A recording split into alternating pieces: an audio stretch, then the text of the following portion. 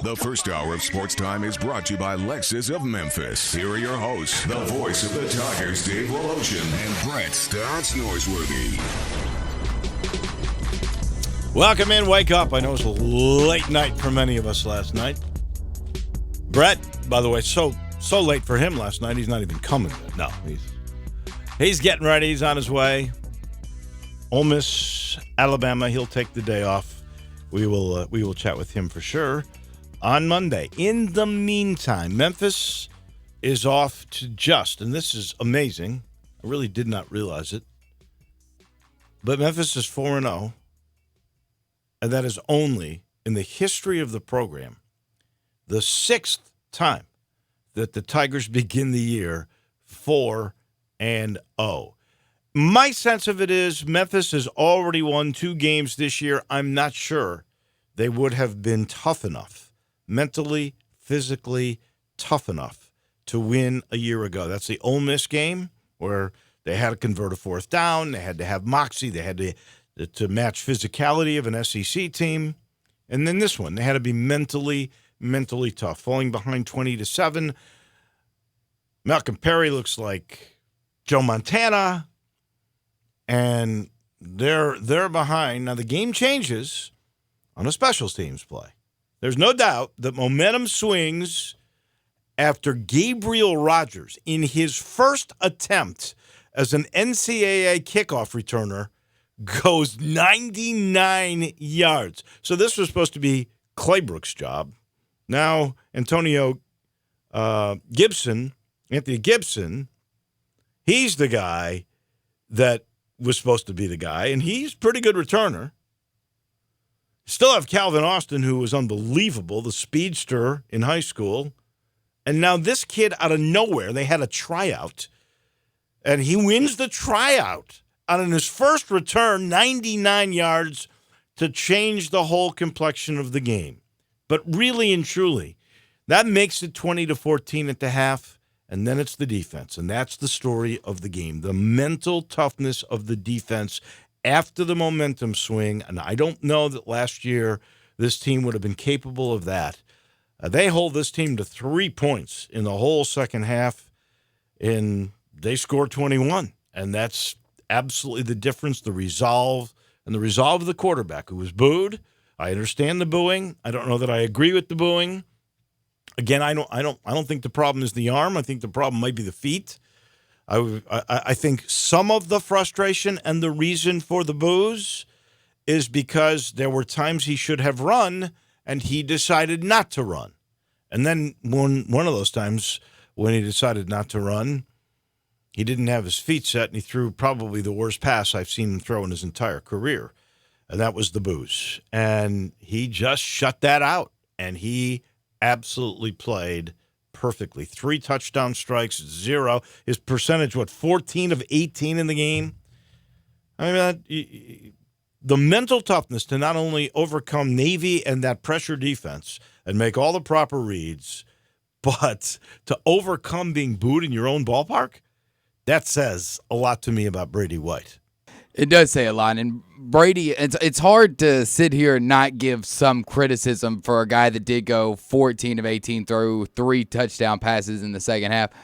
But at the same time, when you watch the game fold out in front of you, Brady's a roller coaster to me. I mean, one play, you're as low as you can possibly be. It's the evading the pressure, moving to the left, and then launching the ball 15 yards over the guy's head, and then hits the highest of highs, throw in a 67-yard touchdown pass. I mean, he's just so up and down to where even though when you look at the box score at the end of the game, you see 14 of 18, you think, all right, that's pretty consistent. That's a great quarterback play. It's not on a middle line. It's up and down too much, and that's why I think the boos happened. Now, I personally didn't boo because I don't boo. I don't quite understand it. If you want to know, can the guy throw the ball down the field? I think he did. I think he did too. Again, I think all of the issues with Brady White stem from footwork. When he missed through that ball, he didn't set his feet. When he threw the interception for Coxie in the game before that, he didn't set his feet correctly. He didn't follow through with his weight planted on the front foot, his left foot. And That, to me, is where the issues are. And the fact that he doesn't make what seems to be the best of decisions when he could run for first downs or run to get you into position for a field goal, which I think many of us were thinking about to get that thing back to a two-possession game when he ends up throwing a strike to Coxie in the end zone. That turned out to be a blessing.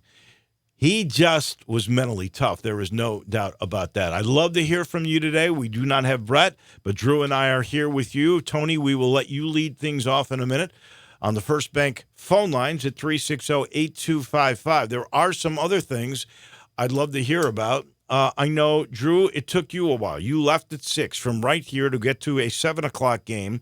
There was a traffic jam on Parkway. There was a traffic jam on Hollywood. There was a traffic jam on Central. I've had guys who have been going to Tiger games since literally Crump Stadium who said that was the worst traffic jam they had ever seen. Some people don't understand it. And the only thing I guess that I could sort out with that is that everybody was coming from work. So instead of arriving in waves 2 hours or 3 hours and then an hour before the football game, we suddenly had everybody coming an hour before the football game. And for me, other than weekday games when I'm actually am coming from work, I always get to games 3.5 hours before kickoff. And I kid you not, I turned off of Highland onto Central at 6:25. I finally parked in the red light off of Hollywood about 7:30. Wow. That's tough. Yeah. I mean, by the time I got into the stadium and settled and met up with my fiance and parents, there's 3 minutes left to go in the first quarter. I've never been that late to a game, especially leaving an hour before. What was the score then? 7-7? It was 7-7. It was a game where I think it showed toughness, and 4-0 now. And is that enough? And I asked that question to all of you, and Tony, we're going to start with you. Is that enough for Memphis to get into the top 25 this week? At the First Bank phone line, again, 360-8255. And Tony, you lead us off. Good afternoon. Hey, good afternoon to you, gentlemen. Man, I'm confused on the does it get us into the top 25. Do I wish it would? We haven't lost yet. We did pull out a good little lead to end that game. There was a lot of struggles, and, it's not about winning and losing. It's all about the performance on the field. But what I'm very, very impressed with is the lack of Pop Williams and what's the running back, Patrick Taylor? Yes. With them being out and, man, our second strength and everybody stepping up is still winning this game. I mean, come on. We beat Ole Miss. It was almost like a cakewalk. Ole Miss just I wouldn't say 15-10 is a cakewalk. No, well, but it still was. To be honest with you, that was my concern, was just beating Ole Miss on opening day. That was my concern. We passed them. My next concern was Navy, because Navy always gives us a problem. And after the performances that they have put up, I know they went into us with a loss. Am I correct? They were 2-1 going in. No, they were 2-0. They had, but okay. So the truth is, they really had only played Holy Cross, and they had only played East Carolina. But now I will say they're a much better football team than they were a year ago. There's no doubt about that. But before that, we still always struggle with Navy. We always do, and I think we've lost mostly to Navy. We were 1-3 coming into that game. Exactly. Now 2-3. Thank you, Tony. We appreciate it. Let me get to JD on the First Bank phone line at 360-8255. JD, your turn. Welcome to Sports Time with Wolo and Stats. JD, you there? I'm going to put him on hold, and I will go to Tim. Tim, good afternoon. Your turn. Good afternoon, Dave. 3 points I'd like to make. One, on the Brady White situation. I think mostly what the crowd was upset about was the situations where it looked like Brady could run and pick up first downs, get in field goal position, that kind of thing. And for some reason, he just will not really pull the ball down and run.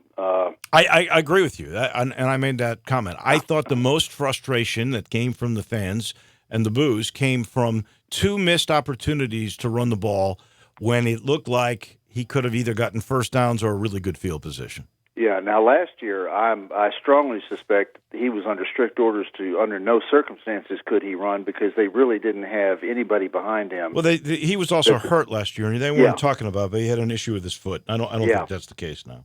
No, I think that still slows him down in terms of foot speed, but other than that, but I think, he's going to be fine. Yeah, everybody just needs to calm down and get off the kid's back. He's a college quarterback, for crying out loud. Second point was, I haven't heard anybody talk about this. I thought the most brilliant move of the night last night was when we went to 2 tights, wide out on each side, and a single back, because Navy had been overloading one side or the other and just blowing up our offense. They were loading up, I believe, on the side opposite of where our tailback was lined up in our normal pistol formation. Mm-hmm. And when Mike went to the 2 tights and the splits on each side, wide outs on each side, Navy couldn't load up either side anymore. That balanced them, and that let us get back to a physical mismatch. Well, I'll tell you what I liked even better, and that's a point well taken. And I knew they were going to go double tight end a lot in this game because they felt like they had to with the way Navy's front was jumping and slanting a whole bunch. The thing I liked the best when they decided we're killing clock. We got a 12-point lead. Yeah. And we're just going to kill clock. They went to that double tight with 1 split end and brought JoJo Dorcius in as a fullback. And how about the catch and the spin move the defensive end is putting on folks? Crazy legs JoJo. That was hilarious. I mean, you could just see him looking for more people to hit. Third point I'll make and then I'll get off is that we have now won 2 games. I mean, we won 4, obviously, but 2 of them were really not even competitive. We have now won. Last year and the year before, we would win a lot of track meets with Mike. We could win flag football games all day long. We have won 2 fist fights now. I agree. The Ole Miss game and the Navy game was a case of we're going to stand here, we're going to hit each other in the mouth, and we're going to see who gets tired first. And we have not flinched in either one. I think both those games, and I said this at the very top, I'm not sure Memphis wins either of those football games, the Ole Miss or the Navy game last year. No. Because they did not have the mental or physical toughness that they appear to have. Now, they played great games last year. I'm not saying they didn't, but when you give up big leads 3 or 4 times in games you could have put away and you couldn't finish, and that was one of the keys for Mike in this game was to finish the game the same way he finished the game, or they did, against Ole Miss. And that takes a toughness that I don't think they had a year ago. Well, and it takes depth. I mean, the defensive line depth they've got is insane. I mean, they've got more people than my dogs have fur. It's just crazy. But I'm feeling much better about this. This team is mentally tougher, and we're fast. Navy is fast. Oh yeah, they get out on the edge. They're a track team, and our defensive guys. Some of the plays our linebackers were making was incredible to me. Our team speed is outstanding. I would agree with you. And Navy is really fast, particularly actually both sides of the ball. But they were not faster than Memphis, and that is going to be a big plus going forward the rest of the way. Thank you, Tim. We appreciate it. You mentioned that depth. Memphis does have that depth. They were using a guy that wasn't on the 3 deep last year. They had a defensive lineman was not on the 3 deep last week that came in and made a play. I mean, that to me is amazing, whereas Navy did not have that depth. And I will give you this. Memphis did make adjustments, and Memphis played much better defense in the second half. I don't want to take anything away from that, but I think Malcolm Perry got hurt. And I don't think that was the same Malcolm Perry that was throwing that beautiful pass, which, by the way, the Navy radio guy told him was the best pass he'd seen him throw, that little wheel route into the end zone. That was unbelievable. And he threw a layout pass to a wide receiver that went for 45 yards. Those were 2 good passes all in the first half. He got hurt at the end of the first half.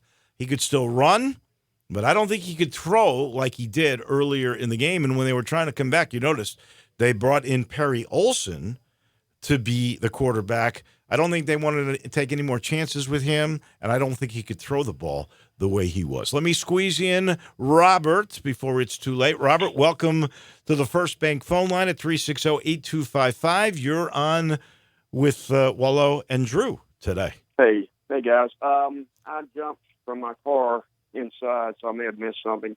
But a couple things. I think a lot of people were probably frustrated just by the flow of the game. I know at least I was when you play organized football in your past. And I think a lot of the people that were booing, I would venture 80 to 90% of them have never played organized football at any level. I played up to my freshman year in college. And, you don't do that. Games ebb and flow. We have had issues with Brady, and sometimes he gets a little too juiced, but I think he's a good athlete and a good quarterback. And he came back. Let me give you another example that you might not have realized. Now, on the post-game show, I interviewed Kenneth Gainwell. First thing out of Gainwell's mouth was, I said, please give me what you saw, how that first play, that 75-yard scamper between the left guard and the left tackle, what happened on that play? And he goes, well, the quarterback checked the play. He saw what could happen, called the right play, and the next thing I know, there's the seam I thought I would get, and I'd go 95 yards. That's the beauty that people that you're talking about that don't understand some of these concepts.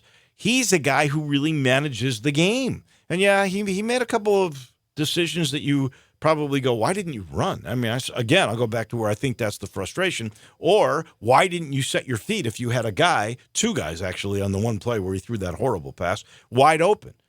But I'm going to tell you, there's no more cerebral guy at managing this game in this very complex offense that Mike Norvell has than this guy. And this is why Mike loves him. You there? Yeah. I'm sorry. Go ahead. I'm sorry. I thought I saw a little bit of Navy early in the year. I didn't see him running that kind of defense, and I think that kind of took us off balance. And when they brought Brady out and started having him go under center, I thought we had more success there because the plays were taking too long to develop in some cases. And he was getting flushed a lot. And if you play ball, that frustrates the heck out of you when you can't even hardly get out of your two-step and you've got somebody all over you. Well, they went to more max protection. They needed it. This offensive line is a great run block line. I still think there's work to be done on pass block. Thank you, Robert. I appreciate it. I agree. Thanks. You got it. A lot of people happy today. Nobody answered. Is this good enough to make the top 25? We'll try to get into that a little bit later. In the meantime, though, it is time for the top and not top. Title sponsor of this hour, and we appreciate them very, very, very much, is Lexus of Memphis, 2600 Ridgeway, and online at lexusofmemphis.com. Give them a call at 901-362-8833. Lexus of Memphis, offering the Golden Opportunity Spring Sales Event.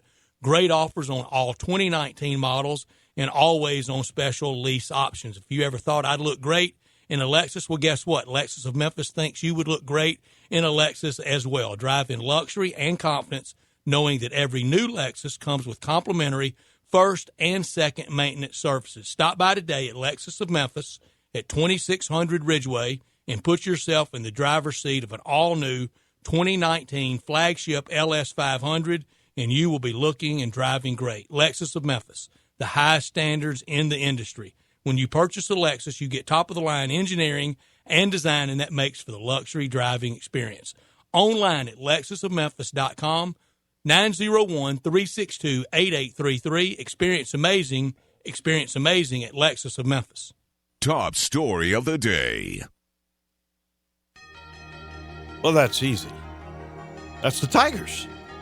4-0, only the sixth time in history that has occurred. And now for 4 years in a row, this team has had some form of a kick return for a touchdown. That's amazing how good these special teams have become. It's also Norvell's 30th win in only 44 games. If he sticks around, there's no question he's going to be the number one coach in the history of this school. And this stat now, which actually Mike Norvell had the best explanation when I asked him about it. This team is now, on Thursday nights, 6-0. if they don't play on Saturday, which could be Thursday, Friday, Wednesday, they're now 18-1. 18-1. What is it about this team that there could be a plausible explanation for that kind of absurd one-sided statistic?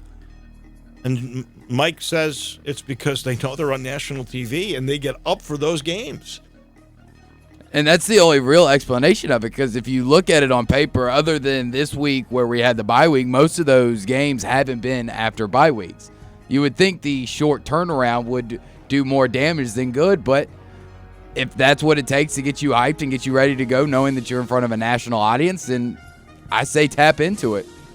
Play it. It's right. Now, personally, I'd rather play on Saturdays.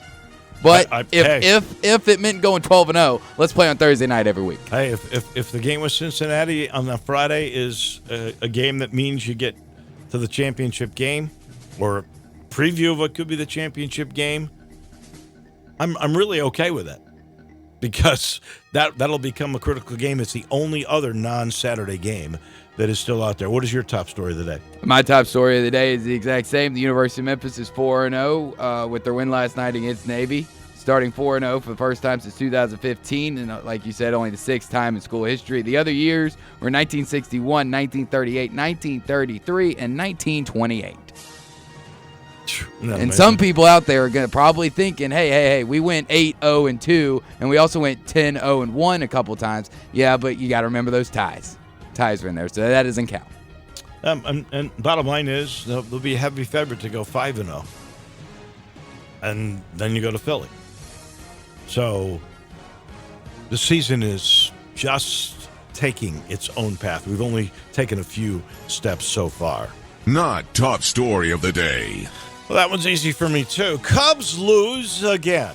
9 in a row. Do you realize in this 9-game losing streak, they have lost 5 one-run games? 5 one-run, heart-wrenching, back-breaking, just tearful games.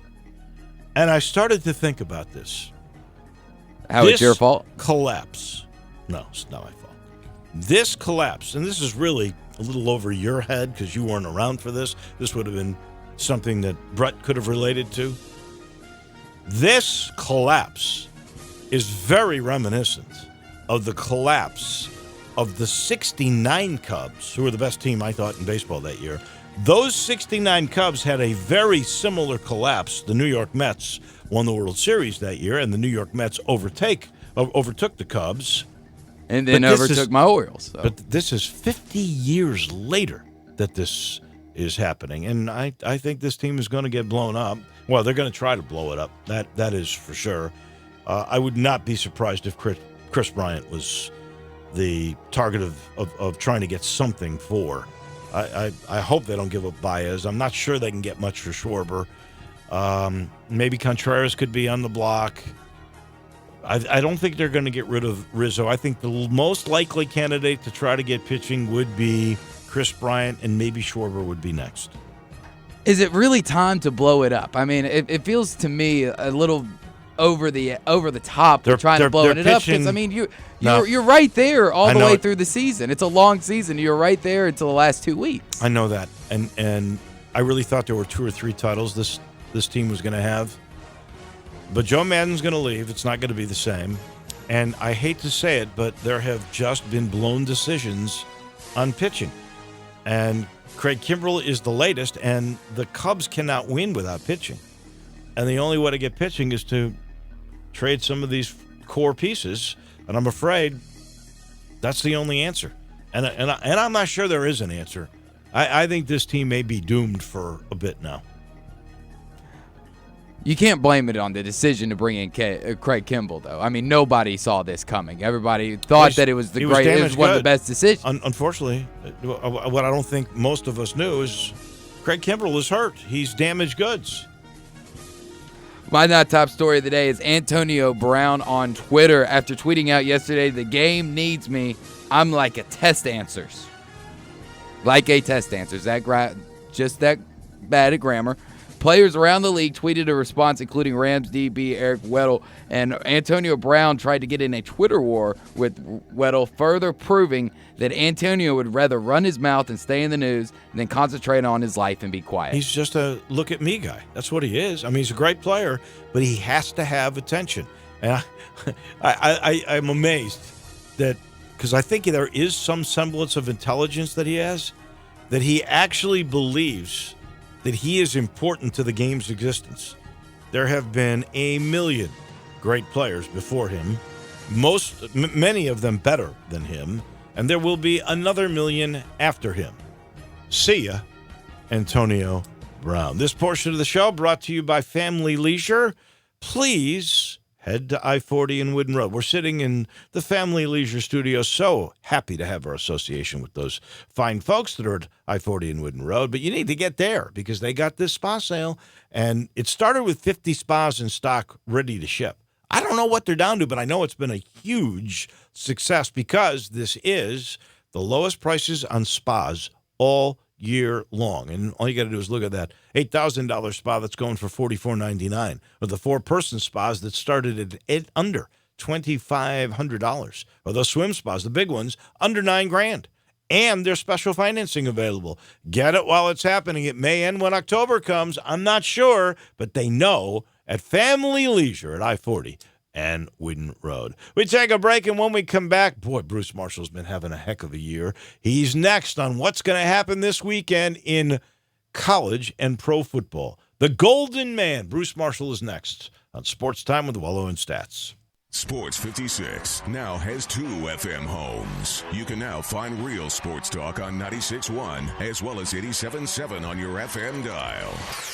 Williams Equipment and Supply, your Bobcat loader and excavator dealer, is #1 in compact construction equipment. With the highest market share, the largest inventory of equipment, attachments, and parts, the largest compact rental fleet, and the best technicians and the most locations, Williams Equipment is the undisputed leader. Find out why more people buy, lease, and rent Bobcat equipment from Williams Equipment than any other brand. This is Cody Bumpus, your Bobcat specialist of North Mississippi. Call me for a demonstration and a finance quote at 901-508-8739. Get your gun, Nelly, and saddle up Penelope. It's Western Trading Days at Sunrise Buick GMC. Old-time trading prices on over 700 new Buicks and GMC trucks, and the Sunrise Used Car Corral has over 500 in stock. Branch managers have been told to cut prices to the bone, and remember, you can bring your car to Sunrise Service no matter where you bought it. If you're a good person with bad credit, SunriseMemphis.com will help you put one of your brand on these little fillies. Free hot dogs and Cokes at the Chuck Wagon. Western Trading Days going on now at all 3 Sunrise locations. We make it fun to buy a car again. Upgrade your commute with Audible. Get 100% ad-free listening anytime, anywhere with the Audible app. Be inspired by Mel Robbins' Take Control of Your Life, Malcolm Gladwell's Talking to Strangers, and Rachel Hollis's Girl Stop Apologizing. Or listen to Stephen King's latest thriller, The Institute, on your commute. Use the app to hear an amazing story or learn something new, and let Audible give you the edge. Start a free 30-day Audible trial today, and your first audiobook is on us. Visit audible.com. For the best lineup of quality, fuel-efficient, and fun-to-drive vehicles, get to Wolf Chase Honda and Wolf Chase Nissan. Over 1,000 new certified and pre-owned vehicles in one great location.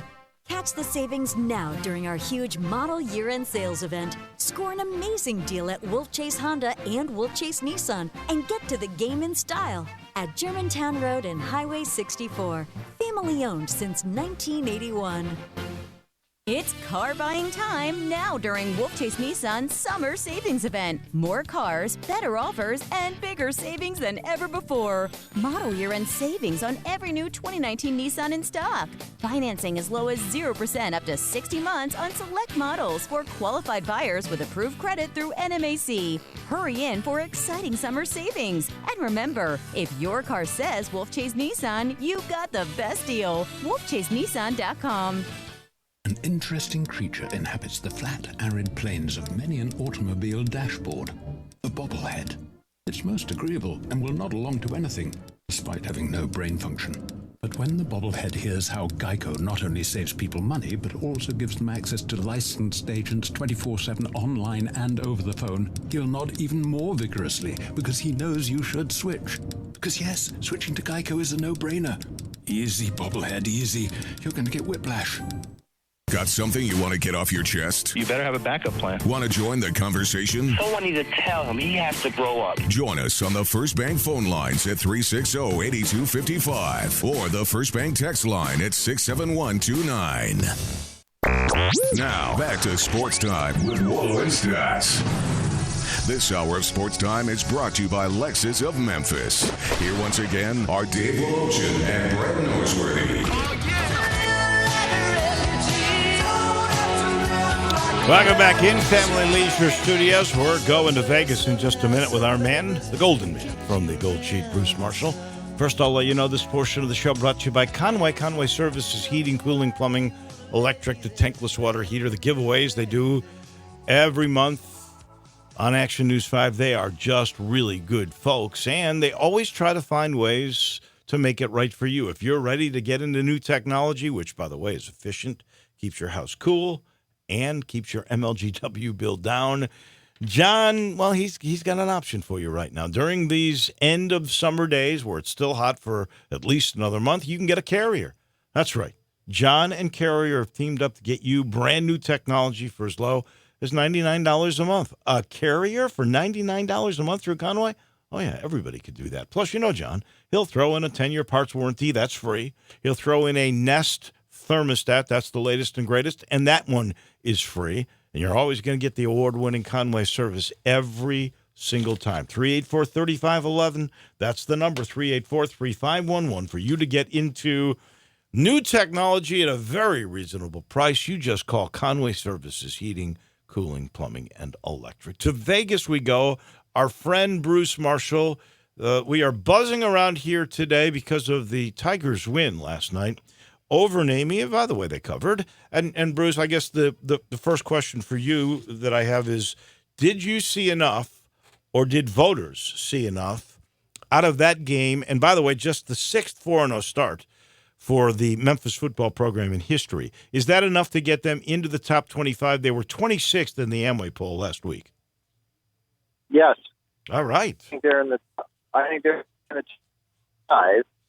And more than that right now, I think the Tigers are probably right. They're with Boise right now, I think, as the leaders at the moment for the Cotton Bowl slot to get into the New Year's Six Bowl. Yeah. I think they're right there, and UCF's still in this thing too. But Memphis is right there, and right now it's Memphis, it's Boise, Memphis. You still got to look at UCF, and I mean, but they're right there, and that was a big win because I think Navy's pretty darn good this year, so that was impressive. I think they are too. I was curious. I did not see, and obviously we talked to you on Friday. How did the Gold Sheet have that game? Oh no, we had Navy. I mean, we had Navy as a key release. I mean, we're big on Navy. We're impressed with what happened last night, and especially coming back like that. I mean, Navy up 20-7. I thought, okay, this thing is books, baby, but not quite. Memphis roared back, showed us something last night, and that's the sort of win. And the fact that it was also on TV for everybody to watch last night, that's going to impress voters too. They're going to get in the top 25, I'm sure, after. We are having a little trouble. Are you there still, Bruce? You with me? Yeah, I am. Okay. I'm still here, yeah. Yeah, you've been going in and out a little bit. You know, it is interesting to me because you've had one of your best years that I can recall with your picks so far this season, and you've missed twice on the U of M, the Ole Miss game in this one. Not that we're keeping count, but I'm keeping count, definitely. I know you are. I know you are. I guess there's going to be a couple of games out there that I don't know about that I love when you share with me. So tell me, what is your favorite game out there this week that could be obscure? Well, it's sort of this one's sort of a prominent game. It's in the Pac-12. It's an interesting game just because Washington State's involved after last week, that basketball game against UCLA. Yeah.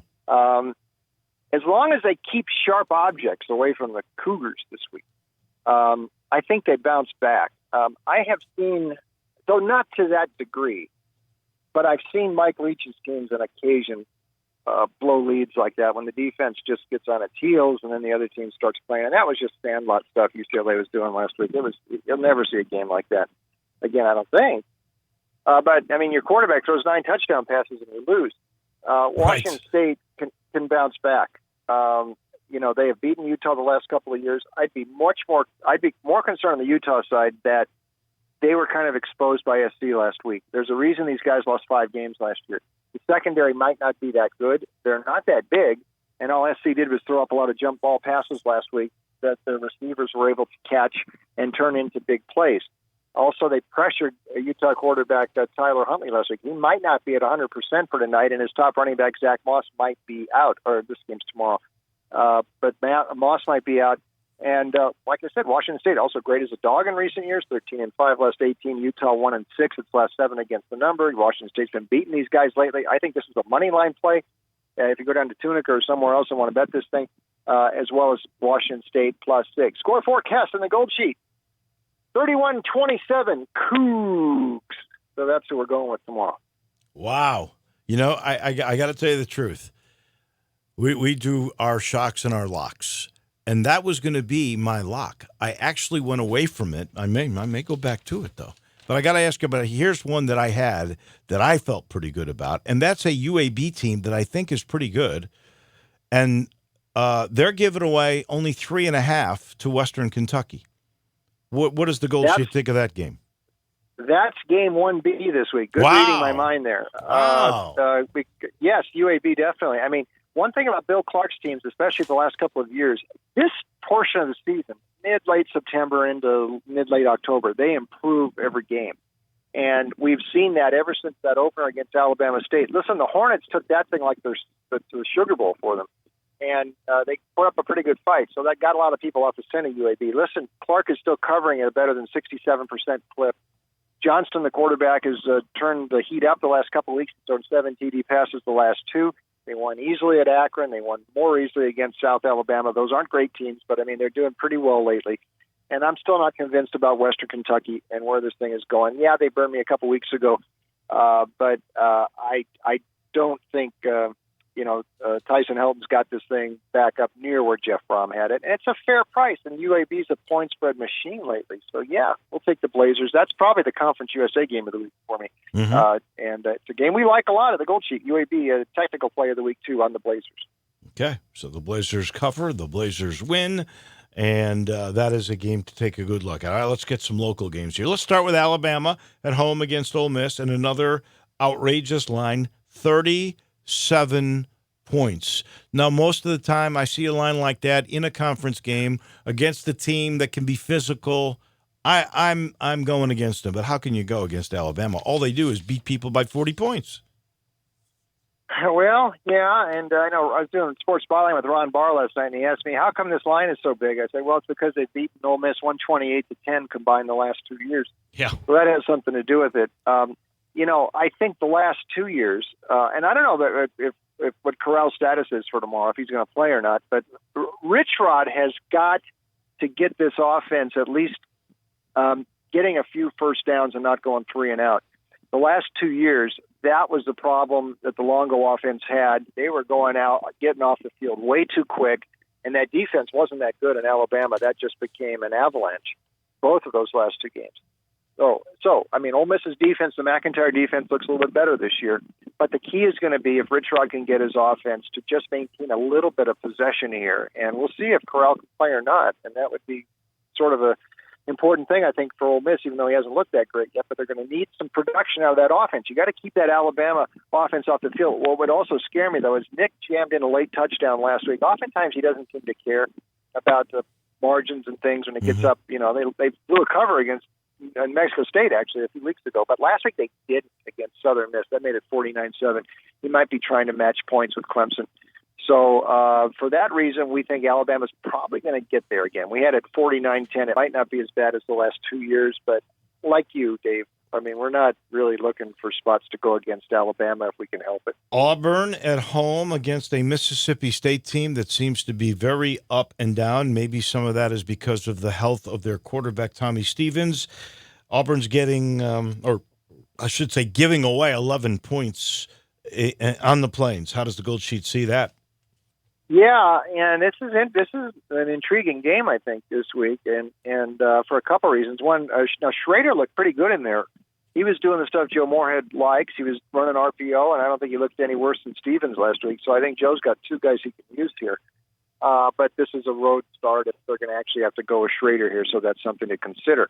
I thought it was also interesting that Gus put in a package of plays for Joey Gatewood last week. I am sure Gus is afraid of this kid transferring out, and he's another decorated quarterback. I know Bo Nix has been good, but you'd like to keep them both around if you could. So it looks like he's doing a little bit to keep Gatewood in the fold. In the past, when Gus has gotten off on this sort of a start or on these sort of roles, you usually just go with them every week. And they have not only won, they've covered 4 games in a row. They've won 2 big ones away from Jordan Hare, Oregon down there in Arlington, and last week at College Station. So I'm not really anxious to go against Auburn here, but I Mississippi State got them last year. I think, Joe's team, Schrader actually might be a better option for him. I don't know. He looked good last week, and the defense made some big plays against Kentucky. So we had a 24-17 Auburn. That's our updated score forecast. So when you get this thing, push this thing beyond 10, yeah, I think you make a little case here for Mississippi State. Not our favorite game on the card this week, but that's a pretty good team to be giving a lot of points to. And I think this might be kind of interesting tomorrow down on the Plains. One of their SEC team, and that's A&M at home, but having to give away 23.5 to an Arkansas team that, for the most part, has kept games, maybe not the most impressively, but somewhat close. So that's a lot of points. What does the Gold Sheet think? Well, this one's up at Jerry World, where they always play this one. And, Arkansas is, hung around this game last year. And I remember us really liking A&M and Arkansas in there. I think that Chad Morris is sort of the Chip Kelly here, unless it's Jeremy Pruitt, but the Chip Kelly of the SEC. This ain't working, and he cannot. I hope the Arkansas fans aren't buying what he's trying to sell. And you guys are around a lot of it there, but this stuff about wait, our recruiting's coming up. We're going to get these guys in from Texas and all this and that. Just wait. Look, if you're a well-coached team, you don't have to wait for your recruits. You notice it on the field, and this team ain't doing it. You can't tell me you lose a game to San Jose State at home and nothing's wrong. They were also tied with Colorado State, which is not a good Mountain West team either. These are bottom Mountain West teams going into Fayetteville after losing to Colorado State last year and North Texas coming in and boat racing them. Before Colorado State's quarterback got hurt, or Colorado State might have won that game. This ain't working for Chad Morris. He has sold a bill of goods, I think, and Jimmy Sexton, this is his guy there. And, I don't think they can be happy at all with what's going on at Arkansas. And if they have patience to wait for these recruits, well, all right. But you're asking for it, and I don't see anything that Morris is doing at all right now to make us like these guys. Although this is a big number, I think Jimbo can get there. 42-13 is our score forecast. I am anti-Arkansas right now. There's no excuse for this defense looking as bad as it has looked.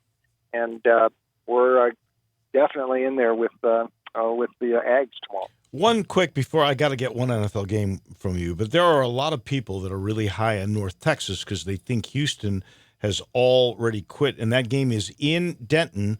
And it started off where Houston was a 1-point favorite because of the De'Ara King and the receiver Corbin quitting. I believe they're getting 7 points now. Yeah, this is a weird thing because then now I've heard that King might want to come back, although I guess I don't know if he's going to be redshirting the rest of this year or what Corbin's status is. I'm getting some mixed signals there, but obviously this isn't going the way Dana Holgorsen wanted, and I think that's his son that's the backup quarterback. So I don't know what's going on here with Houston, but it's a lot of money they spend for Dana. They're looking around saying, $4 million a year for 5 years, and we're 1-3. That's not what we bought. So we'll see. And now, and King is supposed to be the guy who was. There goes my Heisman Trophy long shot ticket on him. I've had to tear up. Yep. North Texas has won last week. They covered the week before at Cal. Mason Fine put up big numbers. They knocked out UTSA's quarterback last week, and the Roadrunners might not be that good. But I thought this was kind of a game to stay away from. With King, when we went to press on this, we put Houston to win the game. That was before the King news hit. I'm not sure what to do with this one now, I'll tell you. And I think we're just going to watch and see what goes on with Houston. But I would keep an eye, though, on North Texas. Might be ready to start covering some games like it did before it started to slump versus the spread last year. Your favorite NFL game for this week? the Giants. Wow. I am all on Daniel Jones. I think he's changed things completely. He gets rid of the ball. He can extend plays, none of which Eli was doing. I think Eli just acted as a deflating presence on the field. I mean, too many times when anything went wrong, the plays just blew up. And now this kid rallied him from 18 down at halftime on the road. Even though Barkley's not playing this week, he ain't playing much this week in the Redskins. I'm not sure about Case Keenum's status. They may have to go with their rookie Haskins because I'm not sure if McCoy's going to play. I think Daniel Jones is the real deal. Giants, maybe over in that one too, but I'm riding the G-men until further notice. Okay. Giants win, cover, and look at the over. Okay. Let's see, what is the over in that game? It is about 49. About 49. Yeah. I was finally right on the Giants after being wrong about 14 times in a row with them. So maybe that's why I'm all excited about it. That could be it. That is our guy, Bruce Marshall. And how do we get more of you in the Gold Sheet? Thanks, Dave. Check us out online, goldsheet.com. We got all these games this week, college, NFL, and then on Monday, the new Gold Sheet. We're going to have our Major League Baseball playoff preview in that one as well. So check us out, goldsheet.com. NFL picks 25-8 thus far. My picks there, also Vegas Insider, DonBest.com, Twitter at Bruce A. Marshall, and I'll be on VSiN with the boys here in about 15 minutes over on Sirius. Thank you, my friend. We always appreciate you, and have a great weekend. You too. Talk to you later. That is our golden man, Bruce Marshall from the Gold Sheet, brought to you in part by the Spirit Shop. They're gold, too. You go in there, and you'll find the latest and the greatest. You'll find the bargains that are about to become really well-known wines. You'll see the premium wines that are there as well, like the Camises. Or maybe it's a beer. Or this new 34-degree North that we all learned about this last week. And they were at the Tiger game, tailgating, and at the Highland 100 tent, there was, I think the guys from Central did a full pig. I mean, it was unbelievable. I went in there, people were taking pictures of it. It was so pretty, so cool looking. And there they were, 34-degree North. And where do you get it? You get it at the Spirit Shop, because the latest, the greatest, it's always there. 4848 Poplar Avenue, that little log cabin, not so little inside. Well, let's just put it like this. It's there's the 8 wonders of the world. This would be the 9th for the spatial engineering that is inside, to have as much as they've got in there. Go see Eddie Connor and all the gang again. Load up for the weekend, one place where the family takes care of you. That's the Spirit Shop.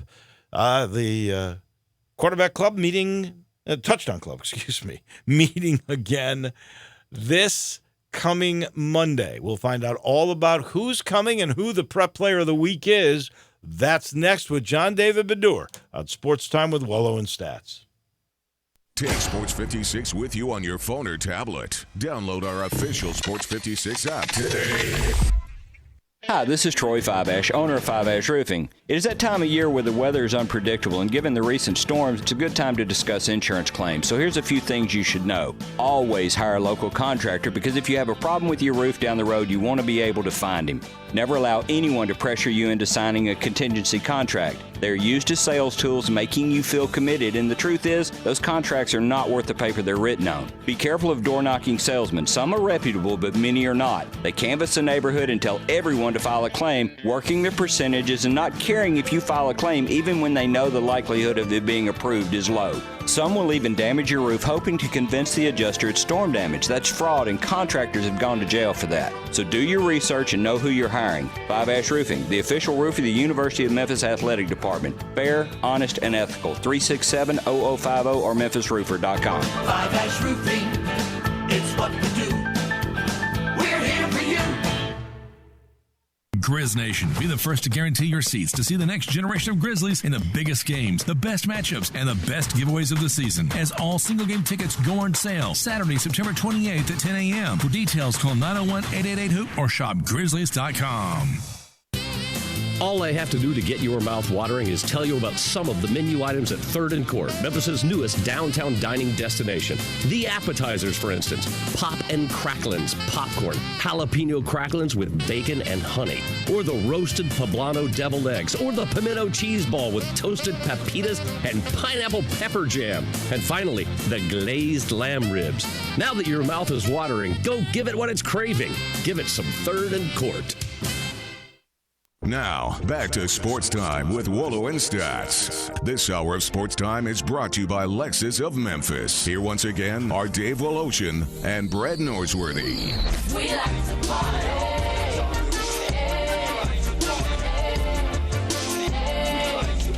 Stats off. He'll be in Tuscaloosa on Saturday. Listen right here on Sports 56, 87.7 and 96.1, because he will be on pre and on post on the Ole Miss Radio Network, and we'll see what they can do. In the meantime, there will be a huge Arkansas flavor to the Touchdown Club on Monday, and our friend from the club is John David Bedour, who joins us every week to talk a little bit about what's coming up. How are you today, JD? I'm doing well, Dave. How are you? Let me correct you a little bit of perspective on your former guest on there about Arkansas and Tennessee. Mm-hmm. The talent pool at these two schools, the cupboard wasn't bare. There wasn't a cupboard. The talent deficiency on those two teams coming into this year is not good. So if you were the AD or the president, you would be patient in Fayetteville and in your beloved Knoxville, being the proud alum that you are? Absolutely. And you know I'm not a patient person, Dave, at all. Mm-hmm. But I would be patient. And let's talk about Arkansas first. Chad Morris is going to be at our club Monday evening. You can go to our website, tdcmemphis.com. And Chad is doing a tremendous job recruiting the kind of players that he needs to win. You know, the former coach, Brett, he ran a bulldozer-type offense. Chad runs an up-tempo offense where he needs playmakers. And that's why he's like retooling the factory to make it where he can get there. And Arkansas is recruiting Memphis harder, and it's recruited harder than you can believe. You know it. And one of those guys that he's recruited and that has committed is your touchdown player, high school player of the week. He is. He is. Let me tell you, Mr. Excitement, solid 4-star from Memphis Central, well coached by Major Wright, is Darren Turner, an exciting player. Go to 24/7 or Huddle and watch Darren's highlights. This guy will be a player his freshman year a lot. And I think he will be a tremendous asset to putting in the kind of offense that Chad wants to run. Chad's a good coach. I think that's an excellent point. So where Brett Bielema came from was Wisconsin, and if you look at the way they played against Michigan the other day, which was beautifully, but they play a certain style, which is power football and running the ball when you got a running back like Jonathan Taylor. Right. And when Chad Morris got to Fayetteville, he did not have personnel that would work best for him. The Turner kid from Central is a perfect piece for what Chad Morris would like to do. So I'm in agreement with you on that. And we ask all Hog fans to come out. Go to our website, tdcmemphis.com. Go to plans and pricing. It's $40. That's your meal and everything that goes on. Father Viron's blessing, the prep player of the week. By the way, have a good time. Beautiful piece by Jeff Calkins on Father Viron, who definitely is part of the reason why anybody would want to come to your touchdown club. By the way, I've signed up for his Greek class, just so you know. He's an amazing human being. I was a star in his Greek class, Dave. He said I was a star. Well, I got to tell you something. That makes me feel good, because if you were the star, I know I can do it. Absolutely. It's really a marvelous class that he gives. You learn a lot. You have a lot of fun. You learn the language, you learn the culture, and you end up having a great meal at the end. And it all starts at the Hilton at what time? The Hilton at 5:30 is social hour. Our dinner's at 6:30. The program starts at 7. You'll be out of there at 8. You know what to wear. I used to wear khakis and a shirt. And Chad, you know what? If you want to, you're an Arkansas fan, come and ask him some questions. He will be there a while, and you can ask him anything he wants. And it's a great time. It really is. I encourage everybody to sign up. JD, they will go. Dave, we had one other thing. Yeah? We were going to get a little piglet to run around the Hilton. Oh, what happened? Because it's Arkansas night. Yeah. But the Hilton has said we cannot do it. Son of a gun. That would have been fun to watch. It was. Okay, buddy. All right, take care. I look forward to seeing you Monday. You got it. John David Bedour. On what is coming up, and that is Monday. It is Arkansas night with Chad Morris at the Touchdown Club. This portion of the show brought to you by the Eflin Insurance Group. You know where that's headquartered now. It's at Stage Hills Boulevard in Bartlett, but they've got several offices around town, and that's because they're really good at what they do. Matt's a young guy, but when he graduated from the U of M, he went right to work. That was actually 20 years ago. He's got a young family. He's just the guy that understands about protecting everything, whether it's your family or your business. He specializes in all types of insurance needs. And then he's got this one-on-one approach. He evaluates each individual's insurance needs. Again, that could be for your family, your home, your belongings, what you really need to protect, what is important for you, or it could be for your business. And he's got all the product that you could possibly want. He'll collaborate with you, find the right product. And you know what? When you are done chatting and then signing with Matt, you feel protected. You feel comfortable. You feel secure. Those are good things. If you want that personalized service and you want some quotes, simple. Call this number, 757-2315. 757-2315. That's the number of protection with the Eflin Insurance Group. We take a break. When we come back, you know what? Monday's media day for the Grizzlies. That's like Christmas Day for Peter Edmiston from The Experience. He's next on Sports Time with Wolo and Stats. At CDW, we get that you need a network that keeps your business moving forward. Us for not. Backwards everything, do we? Either way, CDW has experts who can design and implement a secure, innovative network built on Cisco DNA that learns and adapts to your needs to keep your business moving forward. Idea good as that. IT orchestration by CDW. It get who people. People who get it. Find out more at cdw.com/Cisco. Tee it up at Edwin Watts Golf Shops with the new 2019 arrivals from Callaway. Introducing the new Jaws MD5 wedges and the new Apex irons. The new Jaws MD5 wedges with Groove and Groove technology is the most aggressive groove in golf, and the Apex and Apex Pro is the ultimate forged player's iron with unmatched feel, incredible distance, playability, and control. Let us help you get custom fit for free today. Edwin Watts Golf Shops, home of the 90-day 100% satisfaction guarantee. Williams Equipment Supply, your Bobcat loader and excavator dealer, stocks the widest range of Bobcat attachments such as augers, hydraulic breakers, angle brooms, sweepers, brush cat rotary cutters, hydraulic clamps, forestry cutters, pallet forks, grapples, land planes, planers, plate compactors, sod layers, soil conditioners, tillers, trenchers, and more. This is Sam Watson, your Memphis area Bobcat specialist. Whether you're in the construction industry or ag, call me at 901-326-6429. Hey, you doing, people? And if it's a Chevy you're looking for, any new Chevy, Olive Branch is where you need to go. New 2020 Silverados and Blazers are at All-Star Chevrolet, ready for you to drive today. Traverse, Equinox, Impala, best new All-Star Chevy lineup ever. And most have 0 for 72 financing. So give these Chevys a test run. Roll the windows down. Enjoy the weather. Crank the music up. Pretend like the car is going to be yours, because it is going to be yours. And best of all, All-Star has the ABCs. A, the All-Star Challenge. Take any written offer from any Mid-South auto dealer to All-Star Chevrolet, and you can get a better deal, new or pre-owned, or they buy you a tank of gas. B, best buying experience, period. No wasting your time. They make it easy. And C, customer care. You're all in. Loaner cars, free oil changes. It's the All-Star family, and they're going to treat you like that. It's not South Haven, not the Pike, not Collierville. It's got to be Olive Branch. Find new roads to All-Star Chevrolet or go to allstarautogroup.com.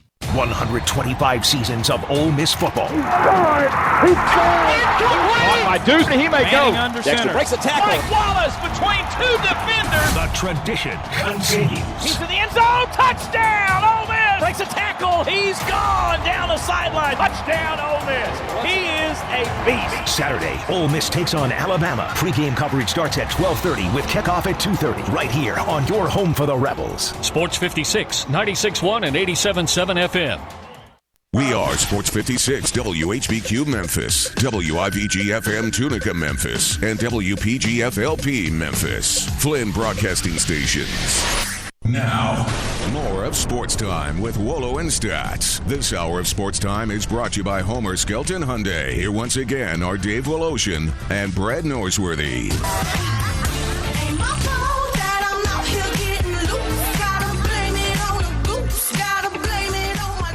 Welcome back in. Hour number 2 on this beautiful Friday. Glorious around here after the Tigers are winners last night in a game that we asked a question. We had a bunch on the First Bank text line about Memphis getting into the top 25. Also, those on Facebook and on Periscope and Instagram, YouTube, and Twitter. Michael says they should be in the top 20 next week. And one other texter here on the text line said they make the top 25 if they beat Monroe and Temple, and those are the two games that follow, and those two games will be on the road. I don't think the Monroe game should be the challenge that Temple will be. That is for sure. In the meantime, this time slot, we always chat with our friend from the morning show. That would be Peter Edmiston, and Monday's the day. I mean, here it is. This is like Christmas morning for you, right?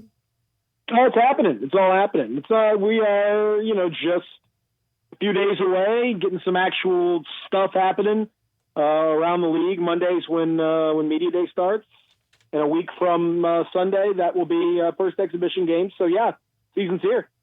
So, all right, a few things happened this past week as we get set. One was the Iguodala deal, where the club came to an agreement with the agent of Andre Iguodala, who said, you don't have to come. We're going to keep you away while we have camp and while we try to build this team, and we'll still try to trade you. I've heard arguments both ways. Why would you pay this guy not to be here? While the others would go, you know what? Pay him, you're going to move him, and don't let him be a distraction or a bother to a young core that you're trying to put together. What do you think of each side? Yeah, I think ultimately, Dave, this makes the most sense for everybody. It's the most logical move because, again, as we've talked about before, if they've made the decision, and it seems as though they have, that they're going to try to trade him, that necessitates that he's going to take up a roster spot, and he's going to be on the roster. And so, you're going to have to deal with the questions and all the things that come up with somebody who happens to be on the roster. Well, if that's going to be the case, not only is it going to be a distraction for your team, it's going to, kind of be a thing that Taylor Jenkins is going to have to deal with early on in his reign as head coach. It's better to go ahead and put all the cards on the table as much as you can and say, yeah, he's going to be on the roster, but he's not actually going to be part of the team. We all kind of know the deal here. We've let him do his thing by himself, away from us, and we'll keep looking for a trade. So that way you just get out in front of it. If you're going to keep him, I think this is definitely the right thing to do because he doesn't need to be taking up time, distraction, minutes, any of that stuff. He's not. You don't need him on your team at this point. He's just there to fulfill a contractual sort of role right now while you try to figure out what to do with his contract. I guess those on the other side would go, well, wait a second. Why are you going to pay this guy $17 million, or the equivalent of the breakdown, if it's every 2 weeks or a month or however they pay? Why are you going to pay this guy not to come and even practice? Why would you? I mean. I have to say I don't understand that thinking at all. Like the contract is the price you paid to take the first round pick that you got from Golden State. Mm-hmm. The contract is just that's the price of doing business. It just so happens that it's attached to Andre Iguodala. But you're not the goal of your team is not trying to win this year. You're not trying to go anywhere or do anything with regard to, trying to make the playoffs or anything like that. And Iguodala only makes sense to play for you if you're trying to do something like that. So if he gets hurt, you can't trade him. If something like that happens, it's taking minutes away developmentally from players who need to be out there and actually playing. So it's counterproductive for him to actually play for you. The only reason to have him play is to extract a pound of flesh to say, oh, well, you know what, we got to pay him, so you better come here and play. Like, I don't – that doesn't make any sense. The only reason the contract is there is just because it has to be there by NBA rule. You have to spend that money anyway. Yeah, you're gonna spend that money no matter what. So I don't like. Don't worry. Don't get this pound of flesh. Just let the guy do his thing, and you do your thing, and it'll work out. The other news, and this came out today, is that Josh Jackson will also not be in camp, and he's going to be assigned to the Hustle right off the bat. And yeah, I'm curious about this guy because you're looking at young pieces and how much talent you might really be able to collect. And this guy came also in a trade where you got rid of Chandler Parsons, which was a good deal. And it wasn't long ago that he was the number 4 overall pick. Give me your sense of Josh Jackson. Well, he's pretty amazing to think about how far his stock has fallen. You know, this is not something that Josh Jackson and his representatives would have agreed to lightly. I mean, this is, you know, a guy that would be looking around the league and realizing that, you know, he is a throw-in as a part of a DeAnthony Melton trade, essentially. You know, Melton is the guy that the Grizzlies were more interested in than Josh Jackson. You know, Melton is a guy that has a more stable contract status with the Grizzlies than Josh Jackson. And, you know, I think Jackson is he's a very talented guy, and he's put up some big-time numbers, but, you know, his reputation off the court precedes him, and his reputation, you know, in the locker room precedes him. And so the team at this point is saying, look, you know, we don't really care if we keep you around. You know, you got to earn your way onto this roster for real, and you got to earn your way onto the roster because if you look around the rest of the league, you know, nobody's beating down our door to come get you.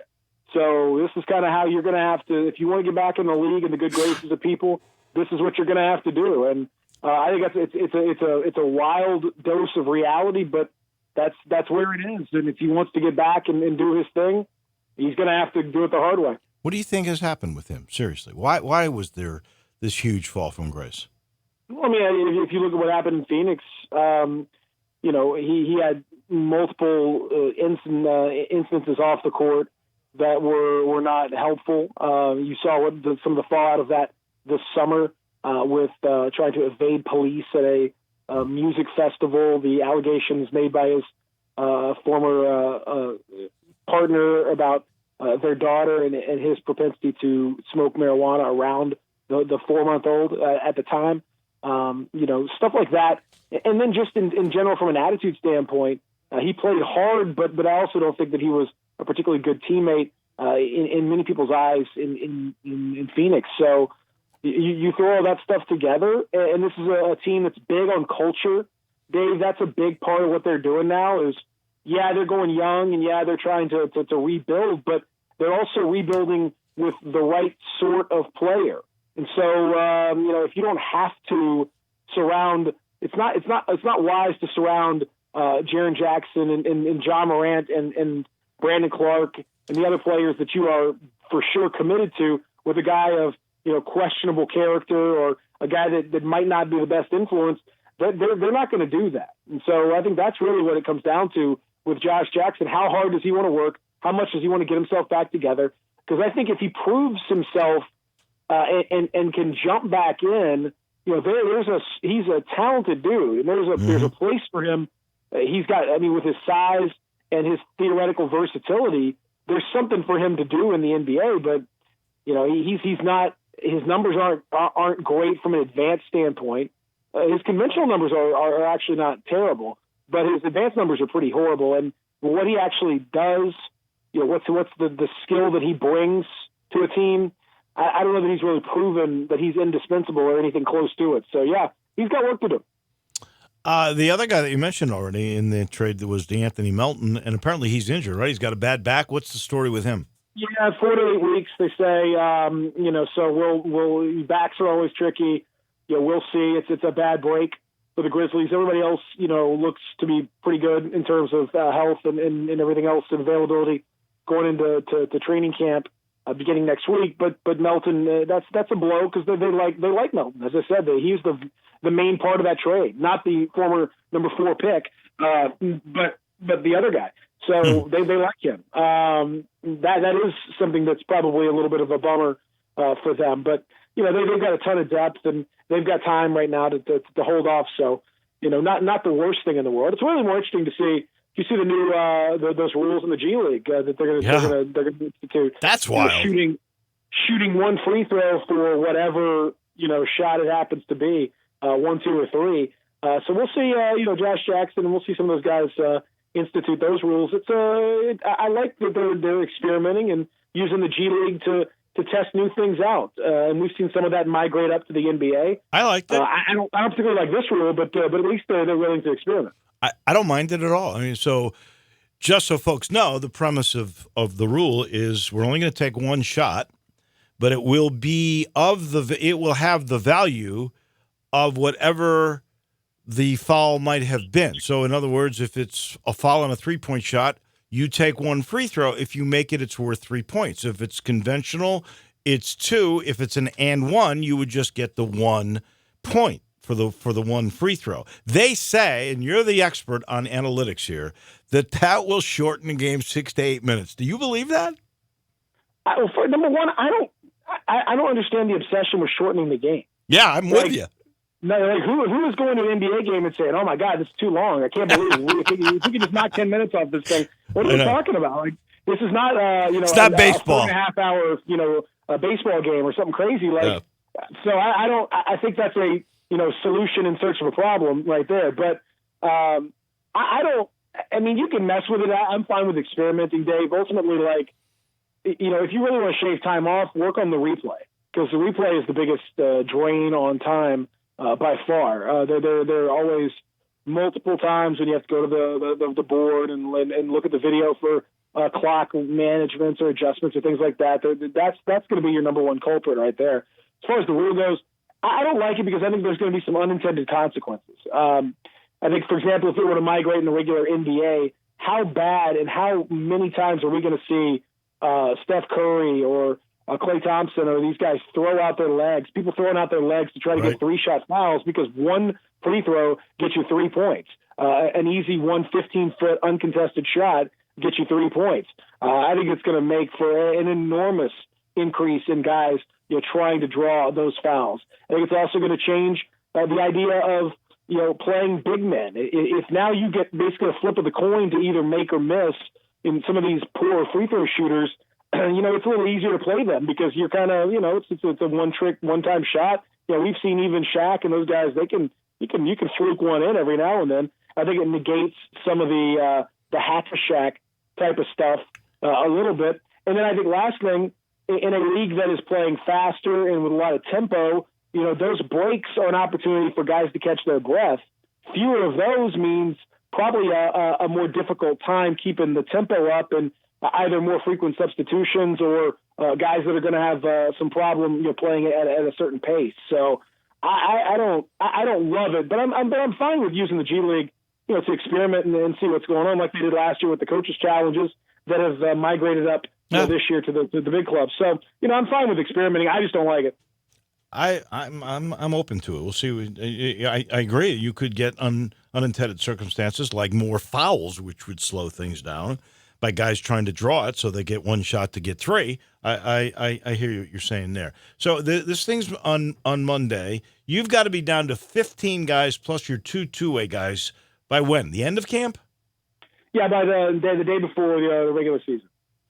All right, so you plenty of time. Camp is camp is only next week, really. So camp will be over. Technically, quote unquote, training camp is over before the first exhibition game. Now, you still go on with all your practices and everything else, but the actual quote unquote camp itself is only going to be next week.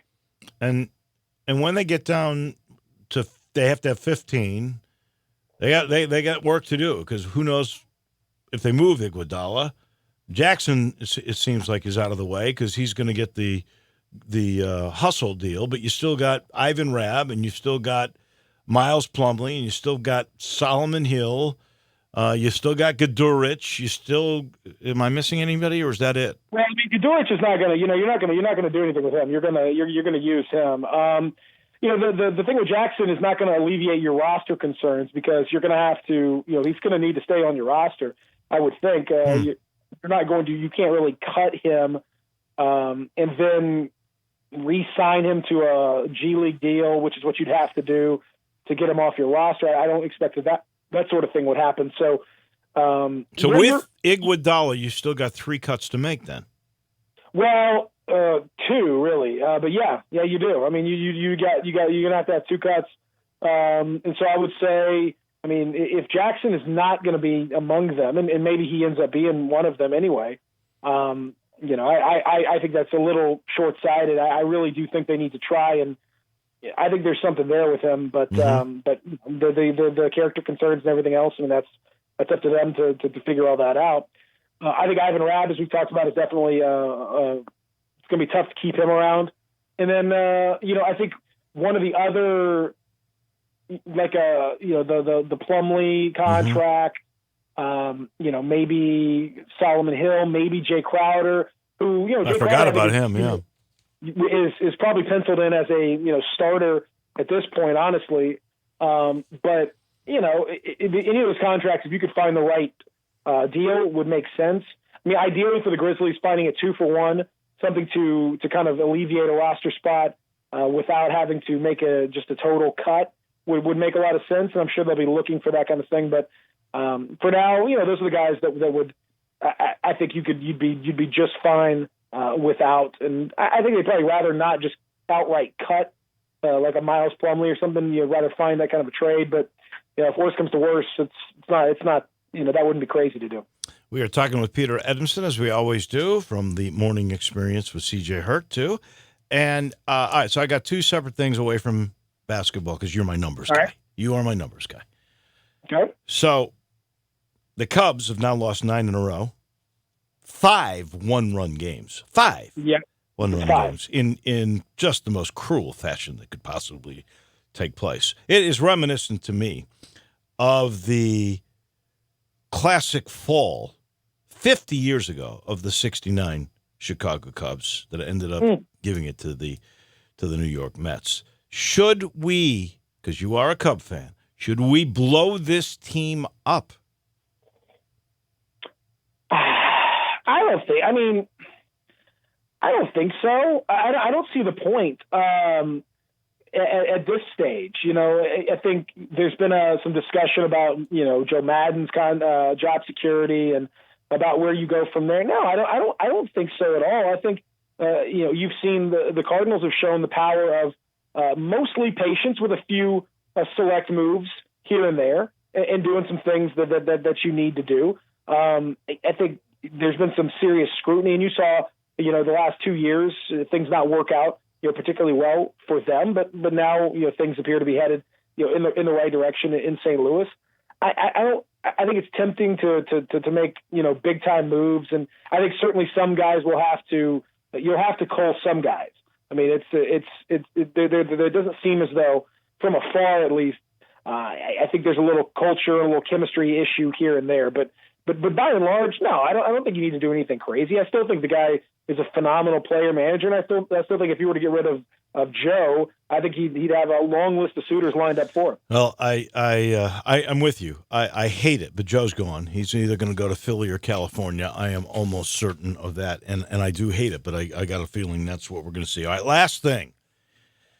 You got to explain this to me. Okay. Memphis on Thursday nights is now 6-0. If they don't play on Saturday, Peter, they are now 18-1. How can this be? Well, I mean, number one, you got to look at the opponents. But I think also, man, it's some teams, just circumstances of certain types of things make them feel a little more comfortable, a little better. I don't know. It's weird, but there's a lot of little funny stats like that. I know last night was a fascinating kind of game, and I mean the Tigers had no business being anywhere near that game at halftime. I mean that should have been a 3-touchdown Navy lead. That's why special teams are important, man. But yeah, I mean you got listen, man. You got my man Gabriel comes in and goes crazy. on that kickoff return, and that was such an enormous play at the time because, my goodness. It swung momentum, no doubt about it. I mean, the Tigers were what? The Tiger Navy had as many first downs as the Tigers did plays in the first half. That's correct. I mean, it's crazy what we saw. But the fact that was a 6-point game, and then, Brady White comes out and throws one to Mars on the first series in the second half, and you're like, oh, God, this could get ugly. But to his credit, the kid, calmed down, as Mike Norvell was begging and pleading him to, and looked great and did the throws. And, as somebody who had Memphis minus 10.5, it was never in doubt. Never had a doubt they were going to get there. You had plenty of room to spare. Are you kidding me? Plenty of room. Yeah, plenty of room. No worries. No, it was hey, listen, there's so much room for this team to even get a little bit better. This stretch coming up is going to be so fascinating. And we were talking about it a little bit this morning, Dave. My fear and my concern is, the defense has done so well, but you're giving them an awful lot to do. And you're putting a lot of heat on them. And a team like Tulane, other these teams that you're going to play to back into the tumble before that. You just know in the American, you're going to have 2 or 3 games that they're going to score, 31, 34, 37, something like that. You got to get a little more consistency on the offensive end. But man, I mean, considering you're doing it without Pop Williams, you're doing it without Patrick Taylor, and it's an impressive showing from this group. And I think in terms of group of 5 representative, New Year's 6, all that stuff, I think they're right where they need to be. Long term, here's what the only thing I'll say long term. With this week, I saw UCF adding Boise and BYU to their schedules. Right. The Tigers are going to need that second Power 5 or high profile Group of 5 game coming up. When I think the schedule opens up like 23, 24, when you can start adding.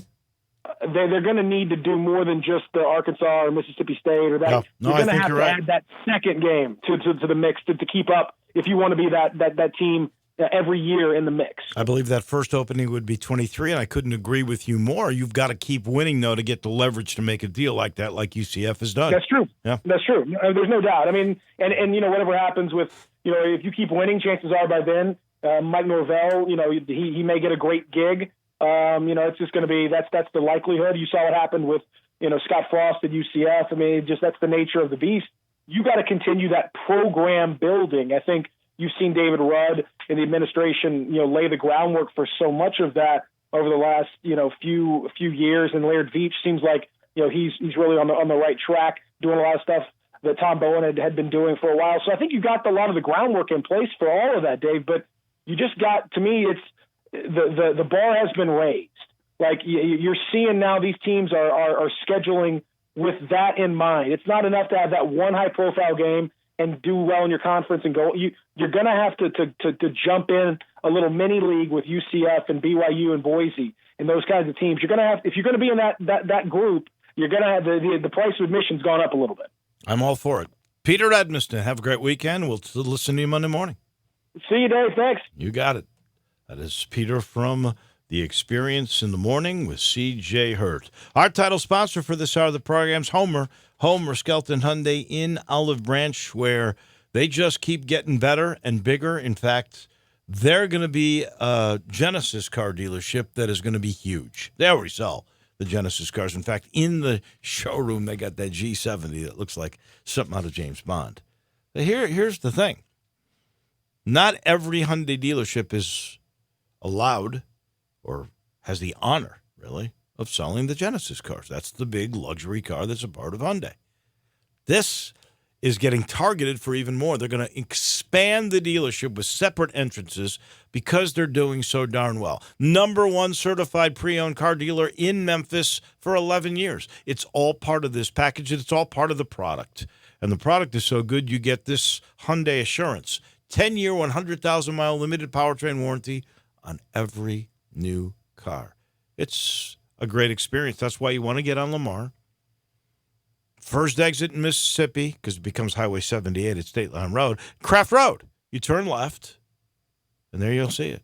That's Chris Drew. He's got the shopper assurance, too. Ask about that, and you'll see the greatest marriage of service and technology that's ever been out there. This is the way car business should be done. That's what they do at Homer Skelton Hyundai. We take a break. When we come back, high school football, front and center, and our coach, Glenn Rogers Jr., is in the house on Sports Time with Wolo and Stats. The Peter Edmiston Experience with C.J. Hurt. Weekday mornings from 7 to 10. Only on Sports 56, 96.1, and 87.7. Hey, you doing, people? And if it's a Chevy you're looking for, any new Chevy, Olive Branch is where you need to go. New 2020 Silverados and Blazers are at All-Star Chevrolet, ready for you to drive today. Traverse, Equinox, Impala, best new All-Star Chevy lineup ever. And most have 0 for 72 financing. So give these Chevys a test run. Roll the windows down. Enjoy the weather. Crank the music up. Pretend like the car is going to be yours, because it is going to be yours. And best of all, All-Star has the ABCs. A, the All-Star Challenge. Take any written offer from any Mid-South auto dealer to All-Star Chevrolet, and you can get a better deal, new or pre-owned, or they buy you a tank of gas. B, best buying experience, period. No wasting your time. They make it easy. And C, customer care. You're all in. Loaner cars, free oil changes. It's the All-Star family, and they're going to treat you like that. It's not South Haven, not the Pike, not Collierville. It's got to be Olive Branch. Find new roads to All-Star Chevrolet or go to allstarautogroup.com.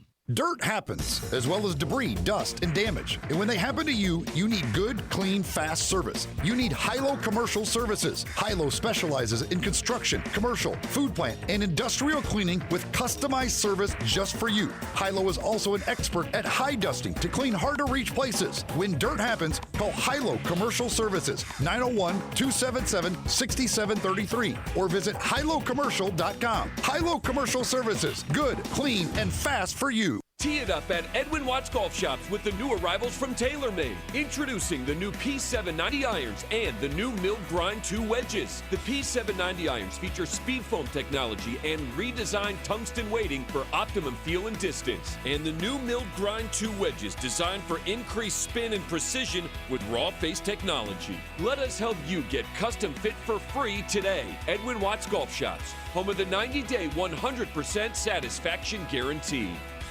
AC trouble? Make your first call your last call. Call Air Doctors of Memphis, 901-598-HVAC. Owner Matt Davis is a third-generation full-service air conditioning specialist. Air Doctors of Memphis services all major brands, and labor and parts are guaranteed 100%. Their yearly AC checkup is only $60, and 24-hour emergency service is billed at normal rates. Your comfort is their highest priority. Contact airdoctorsofmemphis.com or call 901-598-HVAC. I Buy Houses, 901-406-1101. That's 901-406-1101. I Buy Houses. I Buy Houses will buy a house in any area, in any condition, and yes, it's guaranteed to close in 5 days. If you need to sell your home quickly, call 901-406-1101. If you've been through a divorce, if you lost your job, if you're tired of renters, I Buy Houses can get you your money quickly. I Buy Houses will buy your home in Shelby County, DeSoto County, Memphis, Bartlett, South Haven, Horn Lake, Olive Branch, anywhere and everywhere in between, in any condition. And yes, they're open 24 hours a day, 7 days a week. I Buy Houses, 901-406-1101. That's 901-406-1101. Grab that pen, 901-406-1101. I Buy Houses. Got something you want to get off your chest? You better have a backup plan. Want to join the conversation? Someone needs to tell him he has to grow up. Join us on the First Bank phone lines at 360-8255 or the First Bank text line at 67129. Now, more of Sports Time with Wolo and Stats. This hour of Sports Time is brought to you by Homer Skelton Hyundai. Here once again are Dave Woloshin and Brad Norsworthy.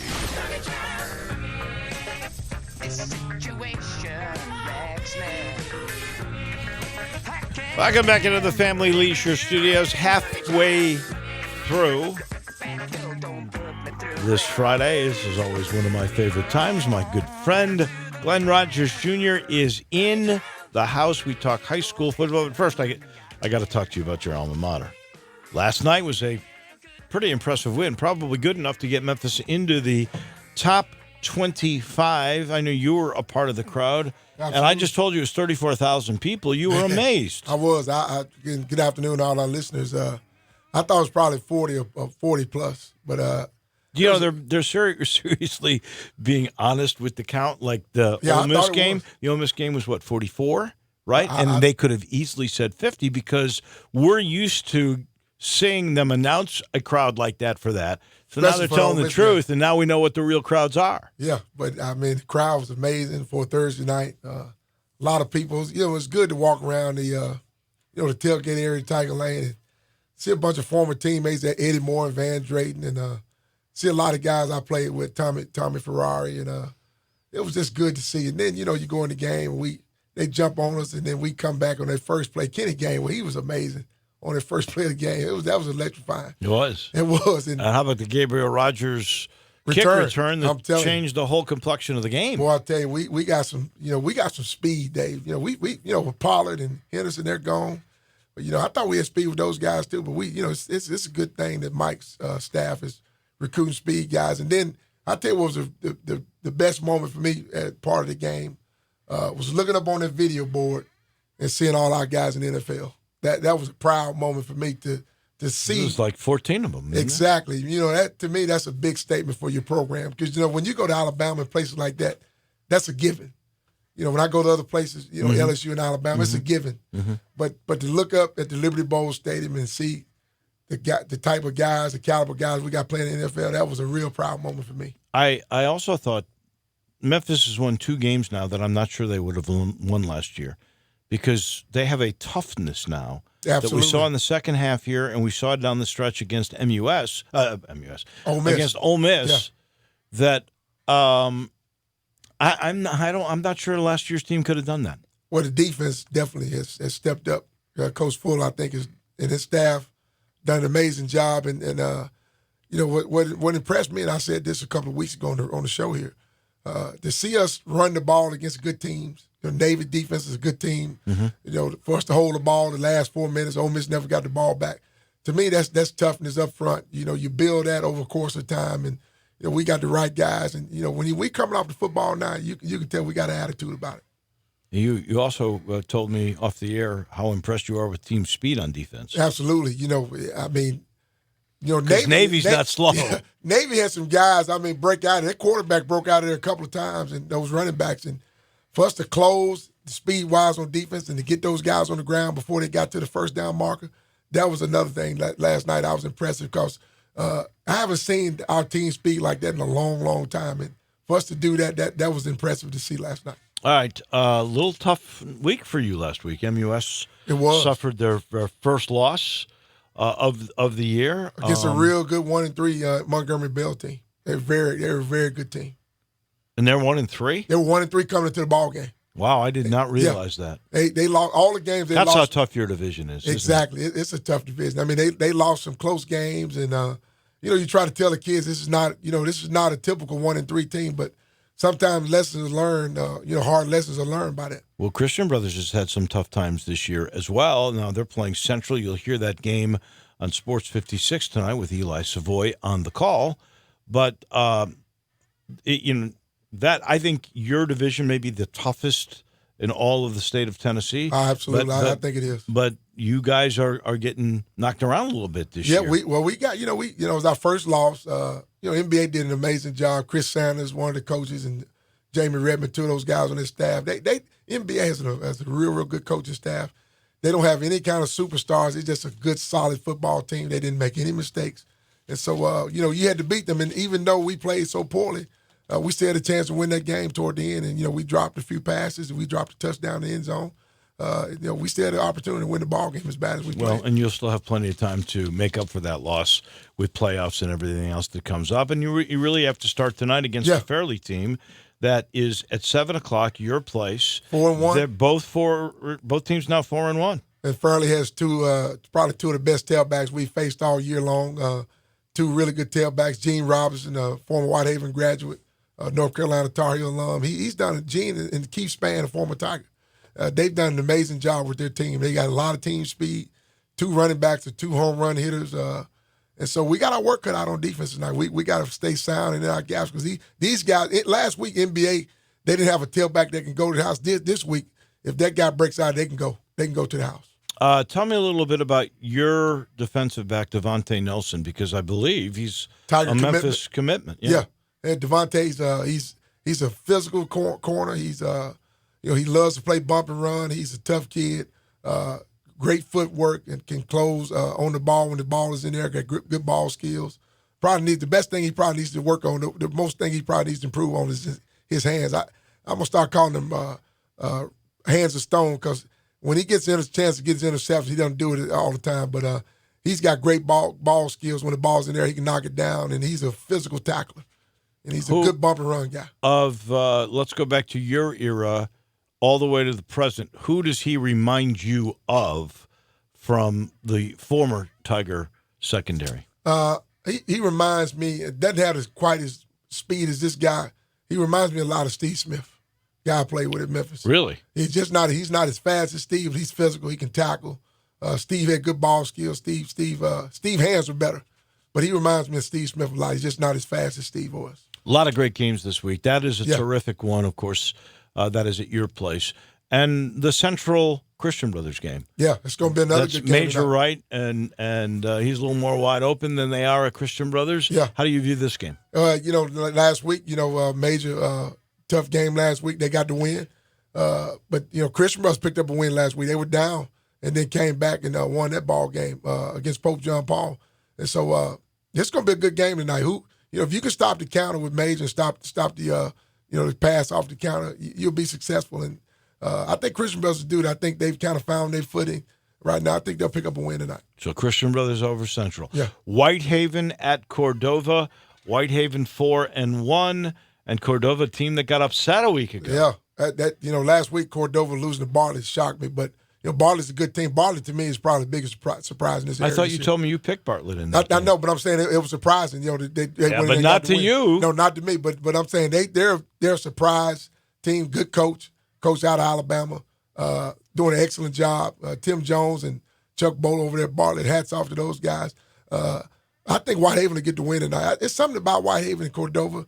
To me, Whitehaven's beating them so much that they're in their head. Their psyche part. I think Cordova just hadn't believed that they can beat Whitehaven. I'm giving a nod to Whitehaven. I think they'll go in there tonight and get the win. I agree with you. Madison Ridgeland Academy at Briarcrest, and many are saying now this Briarcrest team could be the best they have ever had, I told you that a long time including ago. Some of those Hugh Freeze teams. Yeah, I told you that a while back, you did? Dave. Yeah, I think this is probably the best team Briarcrest has had. They're going to have their work cut out tonight. Against a good Madison Ridgeland team. And they lost a close one down there last year. Tonight is going to be, do they have the depth to sustain, that running game Madison Ridgeland is going to pose? And do they have the depth to keep running the ball when they need to run? That's going to be the key tonight in special teams. I'm going to get a nod to Briarcrest. I think they'll get it done tonight. So I think they'll get it done. You think they'll go to 6-0? Well, we shall wait and see. Southwind is at Ridgeway. Ridgeway, it's like White Station to me. Ridgeway and White Station always play the toughest schedules. Yeah. And Coach Slocum has had Coach Sutton's number for a couple of years in this game. They travel to Ridgeway tonight. I'm going to get a nod to Ridgeway. I think Ridgeway will pull up a little slight upset tonight. I think Southwind is favored. So that would be an upset. Going underdog, yeah. Southwind is definitely the favorite of this game by about a touchdown, let's just say. And I'm bipartisan. So here you go. Because my cousin, Errol Lester, works at Southwind. So I'm going to pull it. I'm going to say Sutton's going to get upset tonight. You're going against family. Going against family. You're going against the mainstream thought process here, stepping out. Bartlett, I'm stepping out of my comfort zone. Bartlett at White Station. We just mentioned they came off of big win. A big win. Yeah, and then White Station beat Collierville last week. That's a huge win for White Station as well. And so, tonight Bartlett is at White Station. This is going to be a real interesting game. Probably going to be a knockdown, drag-out fight. I'm going to get a nod to Bartlett. I think they'll go in and get the victory tonight and keep rolling. I'm trying to remember that game. Is at White Station, but they don't. Is that Halley? I think it's probably either. Well, Ridgeway may be at Halley tonight. So the White Station game may be Fairgrounds. Maybe Fairgrounds. Yeah, maybe the Fairgrounds. Yeah, they. I'm not getting that. If anybody knows that, text us. Yeah, please let us know. First Bank text line at 67129. How about FACS at Millington? Millington's 4-1 this year. It's been a very quiet 4-1. Yeah, Chris Michael, former Tiger at Millington. I think they'll get the win tonight. It's tough to win. It's tough to win out in Millington when they're rolling. And it seems like Chris got them rolling at 4-1. doing it. He's got a good staff, got a couple of former Tigers on his staff. So I think Millington will get the win tonight because, like I said, it's when Millington's having a good season, it's tough to win out there in Millington. And then Collierville at ECS. ECS is a team that now is ranked amongst the smaller schools way up there in the state. And now Collierville was able to withstand that valiant comeback effort from White Station. So they're undefeated at home, but this is not in Collierville. It is at ECS. The Dragons are 3-2. ECS is 4-1. This one, I think, is a tough one to pick. It's going to be a close game. It is. And, Alabama was here in town today. Coach Wiggins, he used to be on Coach Fuente's staff, wide receiver coach. Right. Holman Wiggins. And he was over at ECS before he came over to our place. ECS has a huge lineman that everybody's recruiting, Clemson, Bama. And then Jalen Greenwood, their tailback, who's electrifying. He's got speed. He's got elusiveness, quickness. I'm going to get a nod to ECS. I think, Trey Adams and Scott Vogel, they'll do enough tonight to pull a win out because, when Jalen Greenwood gets a hold, he's a home run hitter. He's going to go to the house because he's got speed. Wooddale 4-1 at Lausanne, and I know Wooddale's got the better record, but Lausanne's played some hard competition, and we know that culture is used to winning. Although they're only 500 this year. What happens tonight? That is at Lausanne. I think Kevin them will get the win. And, who is Wooddale beat? I don't know, but I'm sure this is going to be probably the toughest opponent all year. Lausanne does an outstanding job at home, and Kevin's got some good players on the roster. I think Lausanne will pick up the win tonight. Wooddale's beaten every opponent by more than 30 points. Yeah, so that's what I'm saying. That's not going to happen tonight. Exactly. That'll be a close game no matter what. Yeah, it will. But I think Kevin will get the victory. Lausanne. I tend to lean with you on that. Kirby at St. George's. Kirby's 3-1, and they just lost for the first time. And I've got a feeling that'll be Kirby in a big way. Well, St. George's got the big time wideout Isaac. I think it's Isaac Smith, who's been recruited by a lot of people. I think Kirby going there and get the upset tonight. I think. They got enough firepower to get it done, and it's going to be a hostile environment with St. George. But I think they'll go in and get the win tonight. St. George's has a receiver named Isaac Smith. Isaac Smith, yeah. He is a Wisconsin commit. How did they come in and get this guy? I tell you, Dave, if you hadn't seen Isaac Smith, he's a track kid. He's tall. He's about 6'3.5", 6'4". Really? Long strider, good physical. How did he get away from not just Memphis, Ole Miss, but all these SEC schools? How did that happen? I don't know, but he's a good-looking kid. I don't know if people don't think he runs well, but he on the track he runs pretty good. He's got size. He catches the ball well. That just shows you Wisconsin's came in and done a good job of plucking him out of here. And then final game, DeSoto Central, 3-1, and this is their first Mississippi High School Athletic Association game. Same for Olive Branch. That is 2-2, but Olive Branch has played a tough schedule. Yeah. This is a rivalry. Exactly. For sure. Who wins this game? I think Olive Branch will get the win. Olive Branch is, new staff, been there 3 years now. He's put his imprint on the team. And I think Olive Branch, they've had a tough schedule so far. So I think that tough schedule helps them right there in this ball game. They got two kids that are both SEC guys. Exactly. Javon Banks is State, Xavier Hill's Alabama. Two SEC commits, and we all know Alabama, when they come in here for you, it's because that guy's a good player. This has been a good year so far for high school absolutely. football? Absolutely. A lot of parity, a lot of good teams out there. Look at Bartlett, the surprise with Bartlett. Look at, you just talked about Wooddale 4-1. So it's a lot of good teams out there. Joe Riccone's kind of bringing Collierville, pumping some back to life blood in them. And so a lot of good football going on, a lot of good kids to see. Crowds good? Crowds has been amazing. I went to a middle school game Wednesday night, Humes and Bellevue, and I tell you, Dave, it was a big crowd for a middle school game. Two middle school heavyweights going at it. It was a good crowd to see at the fairgrounds on Wednesday night. Where are most of those kids going? A lot of them go to Bellevue. A lot of those a lot of the Bellevue kids go to Whitehaven. I'm sorry. Then the kids from Humes, they go to Manassas. They kind of go all over, but most of the Bellevue kids will go to Whitehaven. Melrose Hamilton, we haven't mentioned them. Those when I first got here, those were big schools that were the big dogs. What's happened to them? Well, Cedric Wilson has done a good job. We played Melrose last week. Right. They got some athletes. You can tell he's getting that program back to where it should be. Got a lot of size. What happened to all the feeder schools they used to have? Where are those kids going to Whitehaven? Well, a lot of those kids are getting bussed out of Melrose. They got probably 2 or 3 buses that come over to Ridgeway and White Station. So A lot of kids are getting busted out of Orange Mound, but I'm sure Said and the principal will try to get that rectified and get those kids staying back in the community.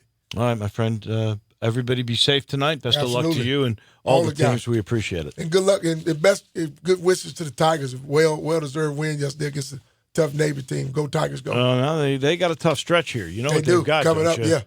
They have got South Florida's coming up. Well, no, let's just take the next 4 games because those are tough games. You go to Monroe, Louisiana. Now, you should win that game. You'll probably be a double-digit favorite. That'll be a tough environment. But then you got to go to Philly to play Temple. That'll be a tough game. Then you got to come home to take on the Tulane team that beat TCU at TCU. And they beat us last year. And I'm sorry, that was SMU that beat TCU. Tulane beat Houston. Made all those guys quit. Yeah. And then you got a Tulsa team that beat Wyoming, and San Jose State, teams that have beaten Arkansas and Missouri. Yeah. So it will be a tough stretch. It is. Yeah, that's what it is, as they say. Well, we'll be tested. Our coaches and the kids at Memphis will get a chance to see them face a little adversity now. Mm-hmm. Coming down this stretch. All right, my friend. Thank you much. We appreciate it. This portion of the show brought to you by Miramichi. That is the #1 public golf course in the state of Tennessee. And, I always have to do research and development. That's part of my job, R&D. And so I'm going to go play there on Sunday. Yeah, I got to do that. Part of the gig. That's what I tell my wife anyway. Miramichi's just so beautiful. We all love going out there because, especially the back nine, is like taking a walk through the woods. You've got streams, you've got waterfalls, you've got challenge everywhere too, and you can vary the challenge. They've got 5 different tee boxes on every hole, and it just makes it a lot of fun. The front nine's pretty challenging too, and it's pretty as well. And they keep making it better from the agronomic technology that they have, like a aerator for not just greens but for fairways as well, and they work it every Monday to make sure that none of these fairways are compacted anymore. No hard pan, lush. That's what we're after, lush. Even in these times where we haven't had much rain here this month, they've kept it really, really lush at Miramichi. Go see what I'm talking about. The #1 public golf course in the state of Tennessee, year after year, and yet they keep trying to make it better. And it's not in Millington. It's halfway. It's in Woodstock. 27 minutes from my driveway in East Memphis, about 15 minutes or less from downtown. Miramichi, the #1 public golf course in the state of Tennessee. We take a break and put a wrap on hour number 2 of this edition on Friday here of Wolo and Stats. Sports 56 now has 2 FM homes. You can now find real sports talk on 96.1 as well as 87.7 on your FM dial. I'm here with Robert Cox, kitchen manager of the Rendezvous Restaurant. Tell us about those great ribs at the Rendezvous. Rendezvous stands alone in a unique barbecue style, only found in Memphis, Tennessee. We don't smoke our ribs, we char broil them. The guys cooking our ribs have been doing it for 30 years. Mr. Charlie Virgos taught the guys the technique himself, and still to this day, they teach newcomers that come in the door. After our ribs come out the pit, we pre-cut every order, so you easily can tear them apart. We baste our ribs on a plate and sprinkle our season all over them. So Robert, are ribs what everyone comes to the Rendezvous for? The beef brisket is now our second best seller behind the ribs. We also have lamb riblets, half chicken, pork shoulder, chopped chicken, cheese and sausage plate. Nachos are fantastic. We also carry a Greek salad. The list goes on. Robert, where can we find out more about all of these great options? Our restaurant menu is online at hogsfly.com, and recently we just added our catering menu online. Mr. Charlie Virgos' Rendezvous Restaurant, a family-owned restaurant in downtown Memphis, in the alley since 1948. Tee it up at Edwin Watts Golf Shops this year with the new 2019 fall arrivals. Introducing the strikingly new T-Series irons from Titleist, featuring the T100 iron designed as a player's iron, the T200 iron, a player's distance iron, and the T300 iron, the complete game improvement iron. All pure Titleist. Let us help you find the right set and get custom fit today. Just a few of the new releases you'll find at Edwin Watts Golf Shops, home with a 90-day 100% satisfaction guarantee, serving golfers since 1968. Finding great candidates to hire can be like, well, trying to find a needle in a haystack, but not with ZipRecruiter. Its powerful technology actively finds and invites qualified candidates to apply to your job. So while other companies might deliver a lot of hay, ZipRecruiter finds you the needle in the haystack. See why 4 out of 5 employers who post a job on ZipRecruiter get a quality candidate within the first day. Try ZipRecruiter for free at ZipRecruiter.com/free. That's ZipRecruiter.com/free. In today's evolving workplace, XMC understands the process of getting office work done has moved from the desktop to your pocket. The new Xerox multifunctional printers and Connect Key app technology are game changers. Are you working with confidential information? Does it need to be secure from unwanted threats? Do you need to translate documents to another language? Xerox's App Gallery provides solutions like secure printing and easy translator technology. XMC is the second largest exclusive Xerox agent in the U.S. with 9 locations to serve you. We've been in business for over 25 years and have received top awards from Xerox. In changing our world one experience at a time, our team's committed to doing what's right for your business. XMC is proud to be your leader in document and print management, and it'd be our pleasure to serve you. Contact XMC today at 888-814-3114 or visit our website at xmcinc.com. XMC, excellence in office solutions. Now, more of Sports Time with Wolo and Stats. This hour of Sports Time is brought to you by Homer Skelton Hyundai. Here once again are Dave Ocean and Brad Norsworthy. Strapped against my back, I held my hands, never knew how to act. Back in, we were talking all these numbers and crazy things like the collapse of the Cubs and the Tigers' phenomenal performance on non-Saturdays. That's crazy stuff. So Bill Belichick was asked today about analytics and how often the number one NFL football coach right now, I'm not going to say history, but I think Drew, everybody to accept, he's numero uno. Yeah, I mean, he's got the rings for it. Mm-hmm. So he was asked how often he uses analytics, and he said less than 0. Now, you believe that? I actually can. When it comes to Bill Belichick, I mean, he's such an old school guy that anything new age is different and kind of weird to him, I guess. So maybe he's lying. Maybe he actually does use it. But I mean, the way he does press conferences, personality, you can believe that he actually never looks at them. The only reason I say that, any of that, is because I think really good coaches know tendencies.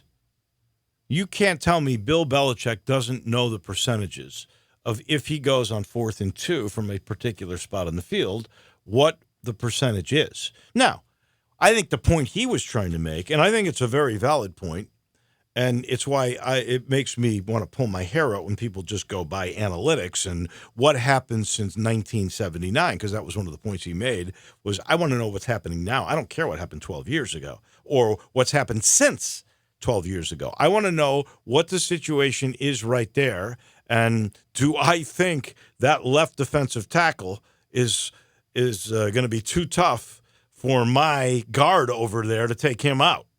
And so, if that's the point that he's making, I believe that. But I know he has to know tendencies.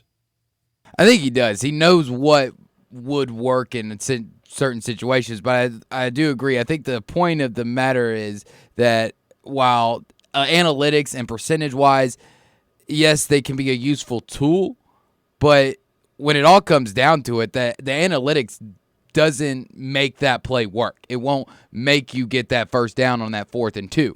Only you know if your offensive scheme can beat that defense for that extra 2 yards. Well, and sometimes these things come in handy, but I think it's more gut feel.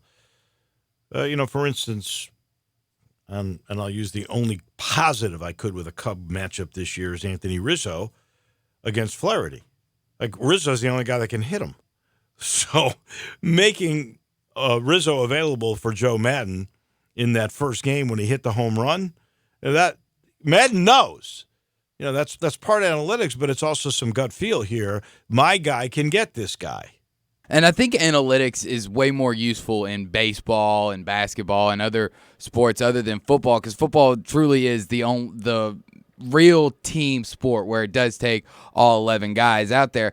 Baseball, you've still got to hit, you still got to throw, you still got to field by yourself, even though you're on a team. So analytics comes in use way more, I think, in baseball and basketball than it would or should in the NFL. This is 2 hours in the books now. We've got a lot coming up your way on our final hour on this fabulous Friday. Rick Horrow from the Business of Sports with all the NBC families and the professor of sports business at Harvard.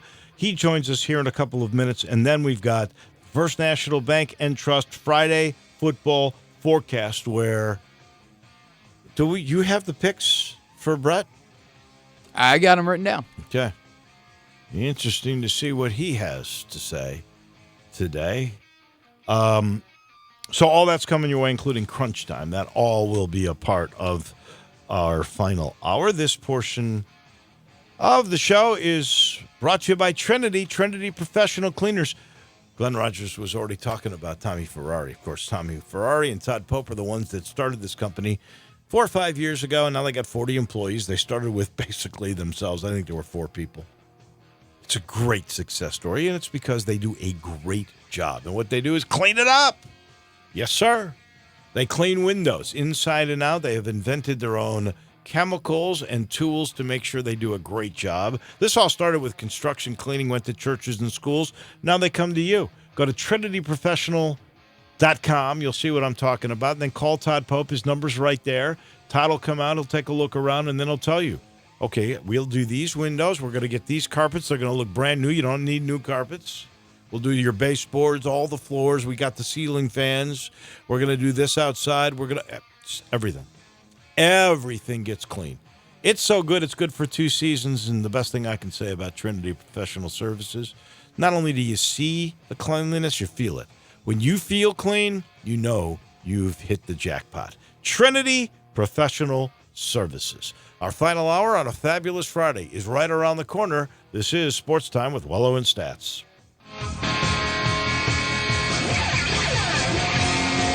Upgrade your commute with Audible. Get 100% ad-free listening anytime, anywhere with the Audible app.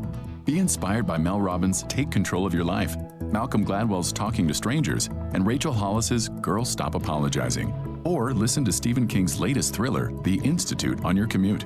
Use the app to hear an amazing story or learn something new, and let Audible give you the edge.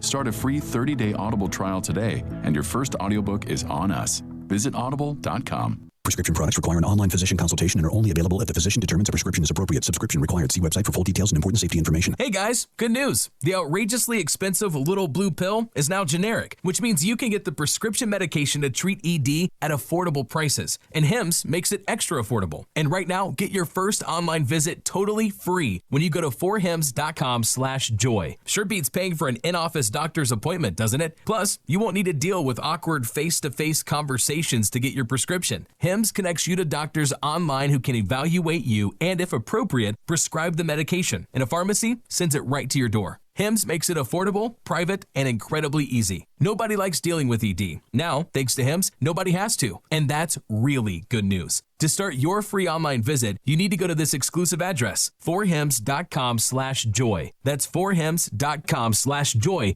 for your free online visit.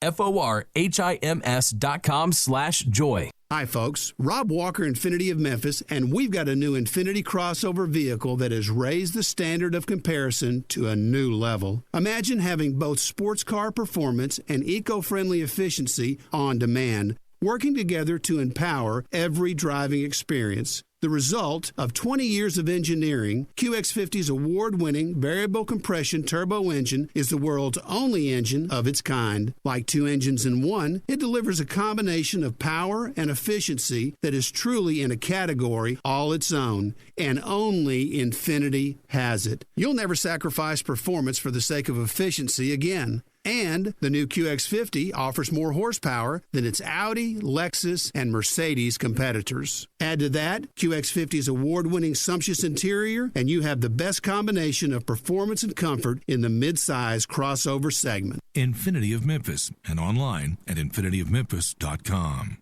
Hey everybody, this is Coach Penny Hardaway. There's a comfort in being home, and to me, comfort food and family makes Memphis the place to be, along with having the best basketball fans in America. I like pulling into Corky's and getting one of their family party packs. How can you go wrong with pork, beans, slaw, sauce, and buns for only $5.99 a person? It is so easy. I can call ahead, order online, or just pop in. Tailgating can't get any easier. Tell them Penny sent you. Encore flavor, Corky's barbecue. If you're an outdoorsman and love all things hunting and fishing, be sure to listen to Sports 56 Saturday mornings at 6 a.m. for Outdoors Today. Brought to you by The Gun Store, 6920 Winchester in Memphis. Outdoors Today is a one-hour show hosted by veteran Mark Tobin and a group of respected outdoor-loving guests. Outdoors Today is dedicated to bringing outdoorsmen tips and techniques and tactics to help with your hunting and fishing in all seasons. Saturday mornings at 6 on Real Sports Talk, Sports 56, 87.7 and 96.1 FM. We are Sports 56 WHBQ Memphis, WIVG FM Tunica Memphis, and WPGFLP Memphis, Flynn Broadcasting Stations. Welcome back to Sports Time with Wolo and Stats. This hour of Sports Time is brought to you by DeSoto Auto Sales. Here once again are Dave Wolosian and Brad Norsworthy. Come on, how many did we hit, man? This hour brought to you by DeSoto Auto Sales. And at DeSoto Auto Sales, they specialize in late model cars with low mileage, high standards in the car industry. All the cars at DeSoto Auto Sales test driven and checked out from head to toe, bumper to bumper, unlimited inventory, every make, every model. And at DeSoto Auto Sales, if it's not on the lot, they will find it for you. No shortcuts at DeSoto Auto Sales and no high-pressure sales tactics. Laid-back atmosphere, you're treated like family, kind, courteous employees down at DeSoto Auto Sales in DeSoto County, the ultimate car experience. They know time is important, and they will get you in and out, test your car, credit approved in 45 minutes. We're living in a world today that time matters, and they know that. Check out the referrals at DeSotoAutoSales.com. Very proud to serve DeSoto County and the surrounding area. 5704 Goodman Road, 662-890-7184. Again, DeSotoAutoSales.com. Come on down to DeSoto County to DeSoto Auto Sales on Goodman Road. And welcome back in hour number 3 of the program on this fabulous, fabulous Friday. We will make some football picks a little bit later in the hour as part of our First National Bank and Trust Friday football forecast. But you know, we always speak in this time slot with Rick Horrow, the professor from Harvard. And, of course, he basically teaches business to all of us through the family of NBC stations. Good afternoon, Rick. Thanks for giving us some of your time. I want to start with this. I was reading somewhere about ESPN Plus, and that they had gotten to the point of 2 million subscribers now. Does that ease the pain from all the unbundling that is going on? Is that a major factor or a milestone that ESPN reaches with ESPN Plus? Well, that 2 million is a kind of a marketing device number, but I think what it does to the entire industry is signal that it's all right to start measuring the digital reach in addition to the regular reach. And we've talked for a long time about how everybody's been talking Armageddon. The NFL viewership is really down. It's going to be terrible over the last 2 years. Well, it's because people are switching devices. They're watching less television and more iPhones. And that's a good thing, especially if it means that the younger people are not tuning out of sports, but watching it in a different way. And I think this is just another way to measure it. So it's a good thing. And does it ease the pain of unbundling? I'm not going to hold the bake sale for ESPN. I think they got a whole lot of options for themselves in the future. Well, I guess the reason I bring that up is that they do lose subscribers or those monthly fees that you get, and they're getting that, what is it, over $6 or whatever it is, from 2 million people. That's $12 million a month. Yeah, and they're taking control of their own destiny too. There's a big DirecTV end of the month. Fox is now undished. So Dish doesn't have it. And a lot of people that I've been talking to in the last couple of days who are in respected cities that heavily depend on Fox, they're not getting a lot of their baseball games that they thought they would get. It's like really important. You know, if ESPN takes control of their product and makes sure they push it out on the devices, it doesn't help everybody, but it certainly gives them a little more leverage, a little more control. The Women's World Cup drew close to $100 million in U.S. ad sales. There was a controversy a month and a half ago where I can't remember who brought it up, but the sense was that the women shouldn't be getting the same money as the men, even though the women were suing in order to get equal pay. And this, to me, when you look at the numbers for ratings and the ad sales, the revenue that was coming in on that, they should be getting equal pay. Well, remember, it was always a discussion about equal pay for what? You know, the professional league that the men play in, the MLS, is in much better economic health than the women's professional soccer league, both here and in Canada.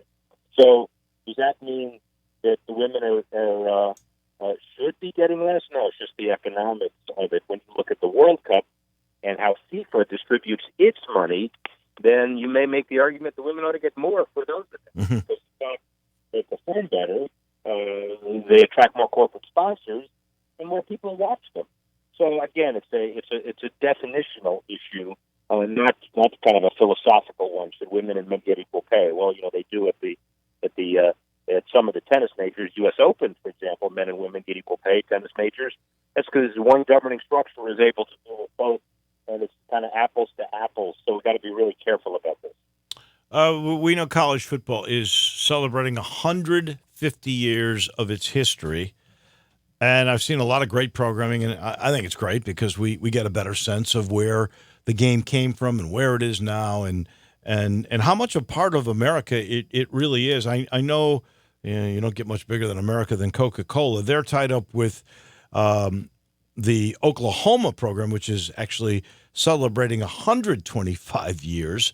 How many schools are cashing in on these great anniversaries? As many as possible. Yeah. You can redesign your program as you want. And obviously NFL at 100 years. Colleges, some are like more than that.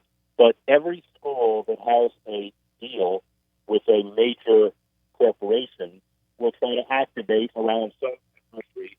The OU 125th is a good example of that. But, you know, corporate spending for college football has risen about 15%.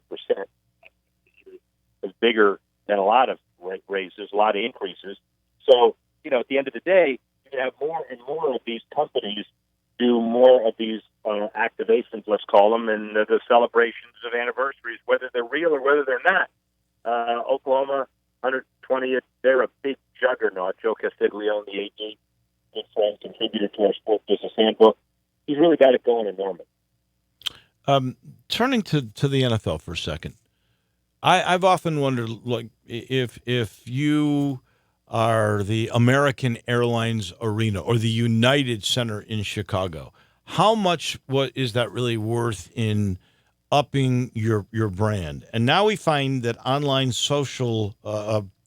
online lender, social finance, known as SoFi, they're going to pay $30 million a year for the next 20 years to be the naming rights holder of the NFL stadium under construction in Los Angeles. That makes it the biggest U.S. naming rights deal in history.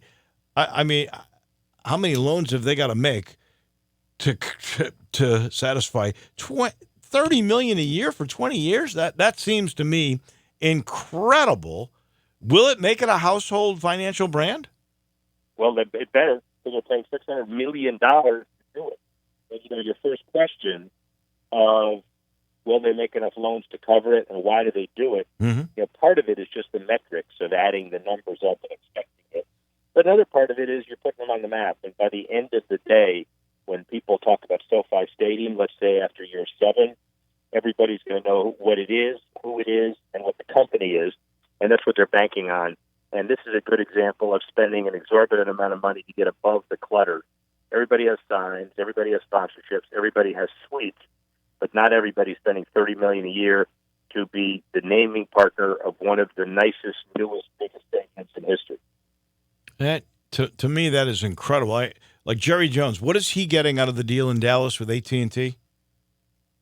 Yeah, AT&T is was private, and so people are estimating in the $10-15 million range. Citi Field in New York is 20.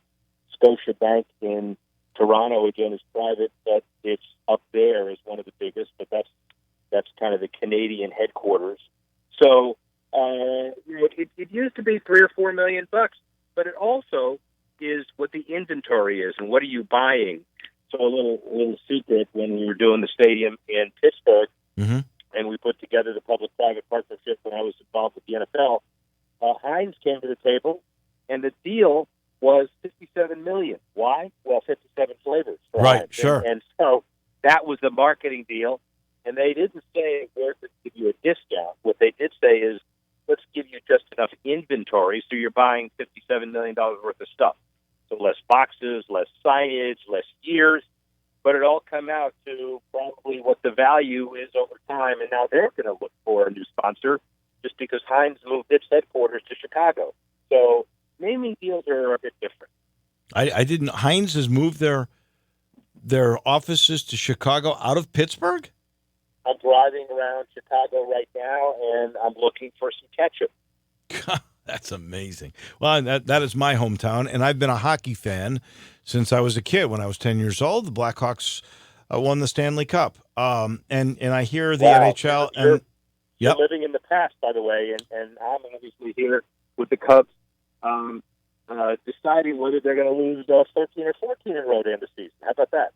Well, I'm glad you bring this up. It's not necessarily the business of sport, but the Cubs, in those 9 in a row they've lost 5 one-run games. And to me, and I know you were around I think you were around for this is reminiscent of 50 years ago when the 69 Cubs totally collapsed. This is almost an equivalent. I was around for that. In some ways, it was maybe worse. Although maybe in some ways it's better because we've had a World Series in 2016, and the Cubs have to go back to when the Pilgrims discovered the America to go back from '69. Yeah, I was at a few of those games in '69. It was debilitating, to say the least, but debilitating, even worse. But this last week was pretty hard to take around here, and I was going to go to the Cardinals. I was down in Champaign today, and I was going to drive over to St. Louis the end of my Champaign speech and watch the Cubs during the weekend when I thought it mattered. I am flying home this afternoon to watch another dog team, my Miami Dolphins, on Sunday. Well, I seem to be attracting misery. I was just going to say, I think I might blame you were in Chicago for this misery. You might be the common denominator. You brought all that lousy Miami Dolphin karma to the city of Chicago and to my poor Cubs. But the reason I think go ahead. Craig Kimbrell is the reason. It's not me. All right. So the reason I was bringing up the 63 Stanley Cup is the NHL, the NHLPA are making progress toward a potential 3-year extension that would keep everybody happy through 2025. Is the NHL doing well with their TV rights deal? Are they a healthy league? Yeah, the NBC deal is great, and the Rogers deal in Canada is even better. And they're healthy because the players and owners have bound together as partners, 50%, 50-50 revenue share. It's been keyed into a salary cap relative to spending. So everybody seems to give the opportunities for small markets, like Columbus, look where they went, like Carolina, look where they went. And you wouldn't expect that if you only had the big markets with the big deals. So they're doing better, and look for them to get their deal done sooner than later. So that obviously is considered the fourth major league. There's another one, and Memphis has a USL team, which of course is the feeder to the MLS. They're in the news this week a little bit because they're coming up with a fan conduct policy, and they get unbelievable crowds in Portland and in Seattle and in Atlanta. How is that league doing? Could you compare it at all financially with the NHL? Do they have a TV deal that would rival the NHL's? Well, the NHL TV deal is longer. The MLS has to come up with the uncertainty of how their deal gets extended after it expires in 3 years. But until then, average franchise values are increasing. They're in the $200 million, $250 million range. Some are higher, some are lower. Obviously, they just announced expansion in St. Louis, the Miami team coming on board. Obviously, the Nashville deal close to you as well. So, you're in the middle of two deals between Nashville and St. Louis. Mm-hmm. You've got a kind of a really interesting long-term deal as far as the NHL, the MLS. All this stuff is fascinating to me. HBO has laid out plans. They're going to do, I guess, Hard Knocks. They're calling it something like 24/7 college football, but I'm guessing it's going to be along the same lines as they do with the NFL thing that's in preseason camp. Yeah, Hard Knocks for college, Washington State, and that's, Leach, Penn State. You got a couple other schools as well. People want to watch that stuff because they want to see the athletes do a slow burn and kind of figure out which the right characters are.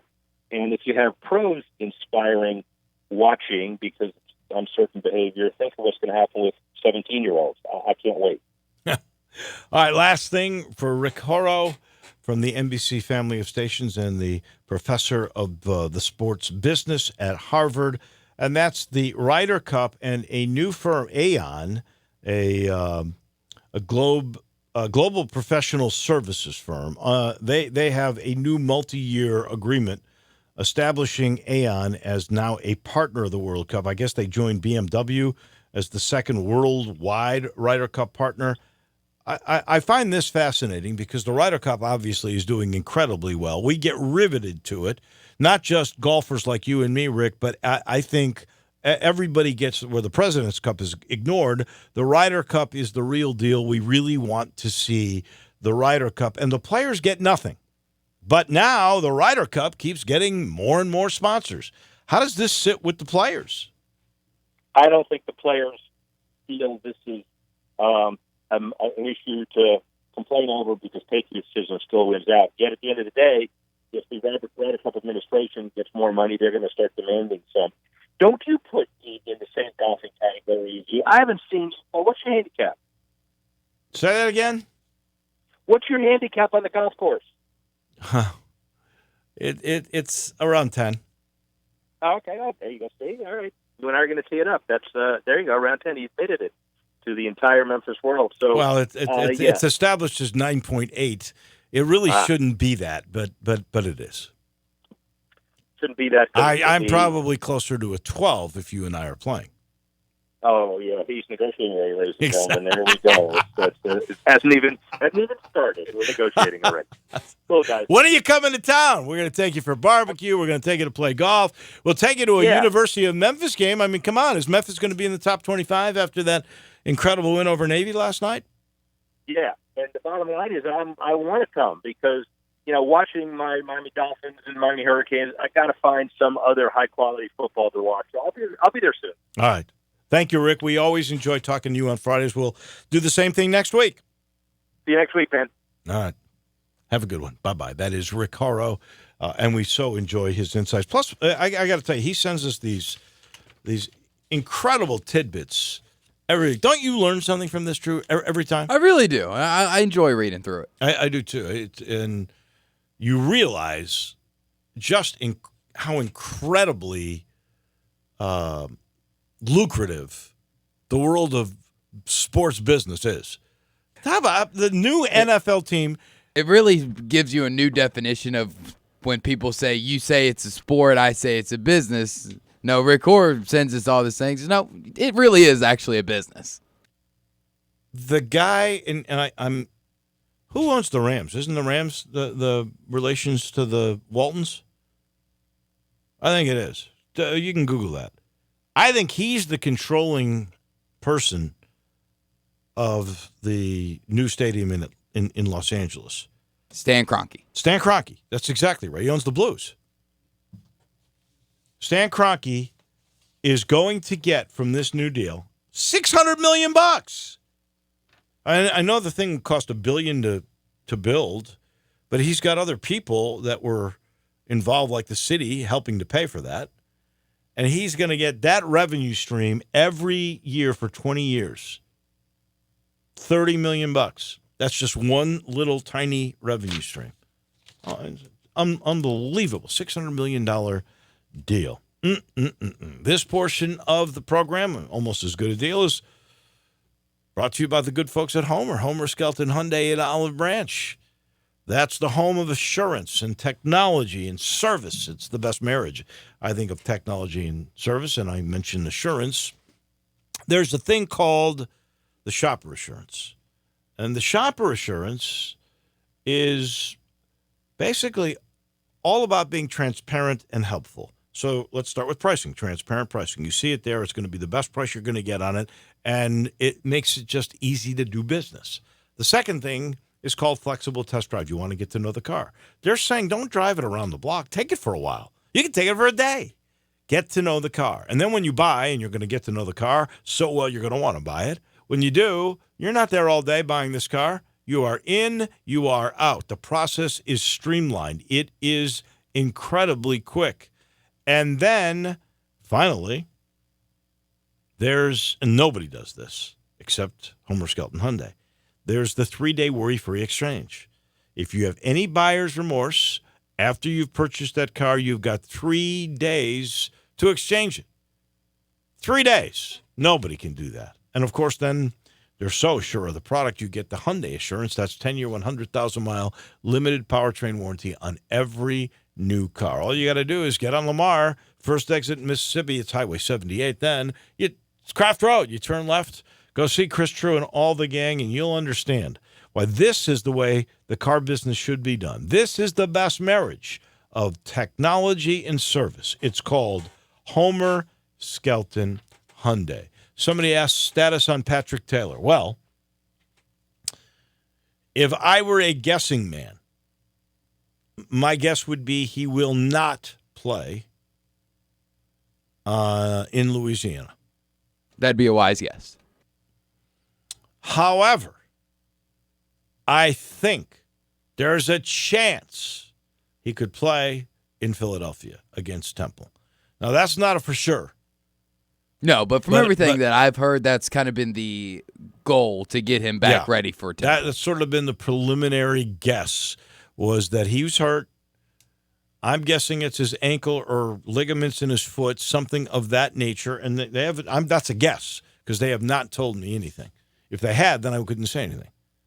And my guess is he could be healed up enough to play against Temple. That would really help. Not that Kenneth Gainwell can't do the job. Not that Kylan Watkins hasn't played well. And he didn't get that many carries yesterday. I think the guy's really a good player. Not that Rodriguez Clark, I think, is going to be terrific. I think he's going to be the next one to break 100 because we know somebody else is going to do it. Oh, yeah, I agree. He's got the body that sort of replaces Patrick Taylor. But in the long run, you want Patrick, this is going to be his last year. You might want to save Rodriguez Clark because you could play him 4 games and keep the red shirt. He's already said he's not going to do that because he's been playing on so good at special teams. Yeah. Yeah, but, I'm trying to remember. I don't think I saw his number out there last night. Do you? I don't remember. I didn't get the if anybody knows, I looked for him on punt return because that's where he had the big plays in the Southern game, and I didn't see him, so I'm not sure. He's also been on punt block. He almost had 2 punts blocked. He got one, and he just missed one. If we could look in the box, and I didn't bring it with me, they will give you participation, and I can't remember if I saw. Anyway, bottom line is, I know for sure that they would like to have him back in time for the game against Temple. You're going to need him down the stretch. I mean, this schedule just gets tough. It's 3 of the next 4 are on the road, and we're talking Philly, Monroe, and then Tulsa, and then you got the home game against Tulane, and Tulane is making a case that they want to win the West. I mean, they hurt Houston so bad you got players quitting. Yeah, Tulane's coming in fierce, and I think the main thing that we misunderstood going into the season was where the hardest length of the schedule was going to be. We thought it was going to be backloaded in that Houston, South Florida, Cincinnati game, and now Cincy is the only real opponent in those three. Now your three big, I guess your four stretch would be Temple, Tulane, Tulsa, and SMU. Well, if I had told you before the season began that in a third of the way in or a quarter of the way in that the American would have 5 teams in the top 40. See, this person's agreeing with me. Scared the heck out of me, to be honest with you. Scared me too, my bad. Honey, here's what I'm trying to say, is that if I told you a quarter of the way through the season there would be 5 teams in the top 40 in the American Athletic Conference, okay, and 4 of them would be from the West, you would have told me I'm crazy because it's like I would have, because I would have thought 3 for sure would have been Central Florida, Cincinnati, and South Florida. But Central Florida, Cincinnati, and South Florida are the East. That's the point. Yeah, that's why 3 out of the 5 I would have thought would have been at least there. Right. You wouldn't have thought SMU, you wouldn't have thought Tulane, and you wouldn't have thought Navy and Memphis, and that's what you had. And UCF's the only one from the other side that is in there. At this point, Cincinnati has sort of bombed after beating UCLA, and what happened to them against Ohio State was devastating. Although I think they could still be in the conversation when all is said and done. They got an interesting game this week that I think will be critical. And then let's face it, USF is a bust, and you got to wonder about Charlie Strong's future there. And the last thing that we get from a texter on the First Bank text line at 67129, and Billy Connerly, by the way, on the Facebook page, wanted to say hello. We always like talking to him. But White Station plays their home games at the fairgrounds, so that must be where that game is at tonight. And that stadium, by the way, I think has the best lighting of any of the, or you used to. I'm not sure it still does. Now that they did all the upgrades at Crump and at Melrose, those lights might be improved. But it was the best place with lighting in the city for the high school football stadiums. We take a break. When we come back, it's time for us to go out on the line. We bring you the First National Bank and Trust Friday football forecast in just a minute as you listen to Sports Time with Wolo and Stats. Greg Gaston and Eli Savoy get you through the midday with Sports 56 Middays. Delivered by FedEx. Weekdays from 10 till 1 on Sports 56, 96.1 and 87.7. Hi, folks. Good news for bargain hunters and bandits from the Chevy Sheriff in Collierville. Sunrise Chevy has over 500 Chevys and used cars in stock just in time for the Sunrise Low Price Rodeo. Factory rebates up to $5,000, Sunrise discounts high as $8,000, and don't forget, Sunrise specializes in secondary financing. Need a good body shop? Bring it to Sunrise. We work on all makes and models. Remember, you can bring your Chevy to Sunrise for service no matter where you bought. Buy American and buy from Sunrise. There's always a sale at the Sunrise Chevy Ranch. Find new roads to 385 in Houston, Levy, and Collierville. Chevys cost less at Sunrise, partner. Did you know nearly 40% of men under 40 and over 75% of men over the age of 40 experience sexual performance concerns? At the Memphis Men's Clinic, their experienced physician performs a comprehensive evaluation that determines which specific issues may interfere with your sexual performance. These issues can vary and range from anxiety to medical issues, low testosterone, or erectile dysfunction. The Memphis Men's Clinic has evaluated hundreds of men of all ages over the years and reestablished a normal sexual life. The Memphis Men's Clinic will work aggressively to resolve issues and allow you to restore your sexual health and overall well-being. That's the Memphis way. If you're 20 years old or 90 years old, come and get cared for the Memphis way. Treatment that's based on your specific needs after a professional clinical evaluation by their experienced board-certified physician. Call the Memphis Men's Clinic today at 901-443-0475 or visit memphismensclinic.com. Hi, this is Troy Five Ash, owner of Five Ash Roofing. If you're in need of a roof, there's no better place to start than Five Ash Roofing. No matter what your situation is, we have you covered. We can walk you through the insurance process without committing fraud like many of my competitors. You'd be surprised how many times salesmen and contractors will manufacture storm damage just so they can get a sale. We do residential, multifamily, and commercial work. We're certified in every form of roofing we offer. Our labor warranties are for the life of the shingle, and we don't charge extra for that. And to my knowledge, there's no other roofing company in Memphis offering that level of security. And if that's not enough, we offer a best price guarantee. We are the official roofer of the University of Memphis Athletic Department and a proud member of the Tigers home team. Five Ash Roofing, fair, honest, and ethical. 367-0050 or memphisroofer.com. Five Ash Roofing, it's what we do. We're here for you.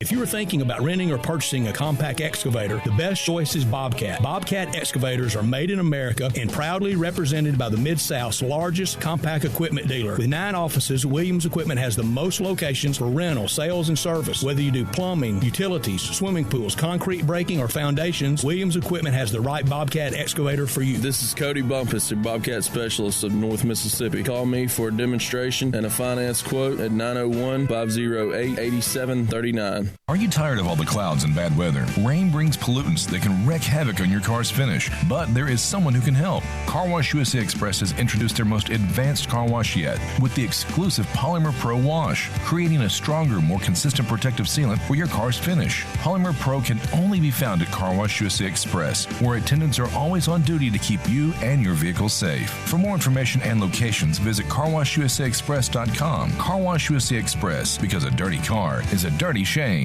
Got something you want to get off your chest? You better have a backup plan. Want to join the conversation? Someone needs to tell him he has to grow up. Join us on the First Bank phone lines at 360-8255 or the First Bank text line at 67129.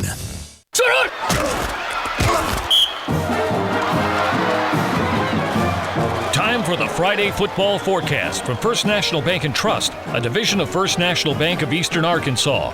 For real estate, commercial, ag, hunting, and recreational, contact them at fnbt.com or 901-498-5763. Friday football forecast from First National Bank and Trust, a division of First National Bank of Eastern Arkansas. Real estate isn't something you purchase or develop or desire. It's something you appreciate, respect, and know. With real estate, there's no gray area. You either know it or you don't. First National Bank and Trust, a division of First National Bank of Eastern Arkansas, they've known it since their beginning in 1886. Clients depend on First National Bank because they know real estate. Brooks Winchester, Nick Sutton, and many more can assist you in your acquisition of that hunting land, farmland, a construction project. Let First National Bank and Trust make your dreams a reality. 775 Ridge Lake Boulevard, Suite 140 in Memphis, 901-498-5763 or fnbtmemphis.com. That's fnbtmemphis.com. For commercial real estate, residential construction, or recreational and agriculture financing, let First National Bank and Trust help you, a division of First National Bank of Eastern Arkansas, where I've had an account and been a friend my entire life. And welcome back in as we get set for all of this. You know, Stat's not here, but he's made some picks. And so we start with college football. And we've got, 3 games and then a lock and a shock.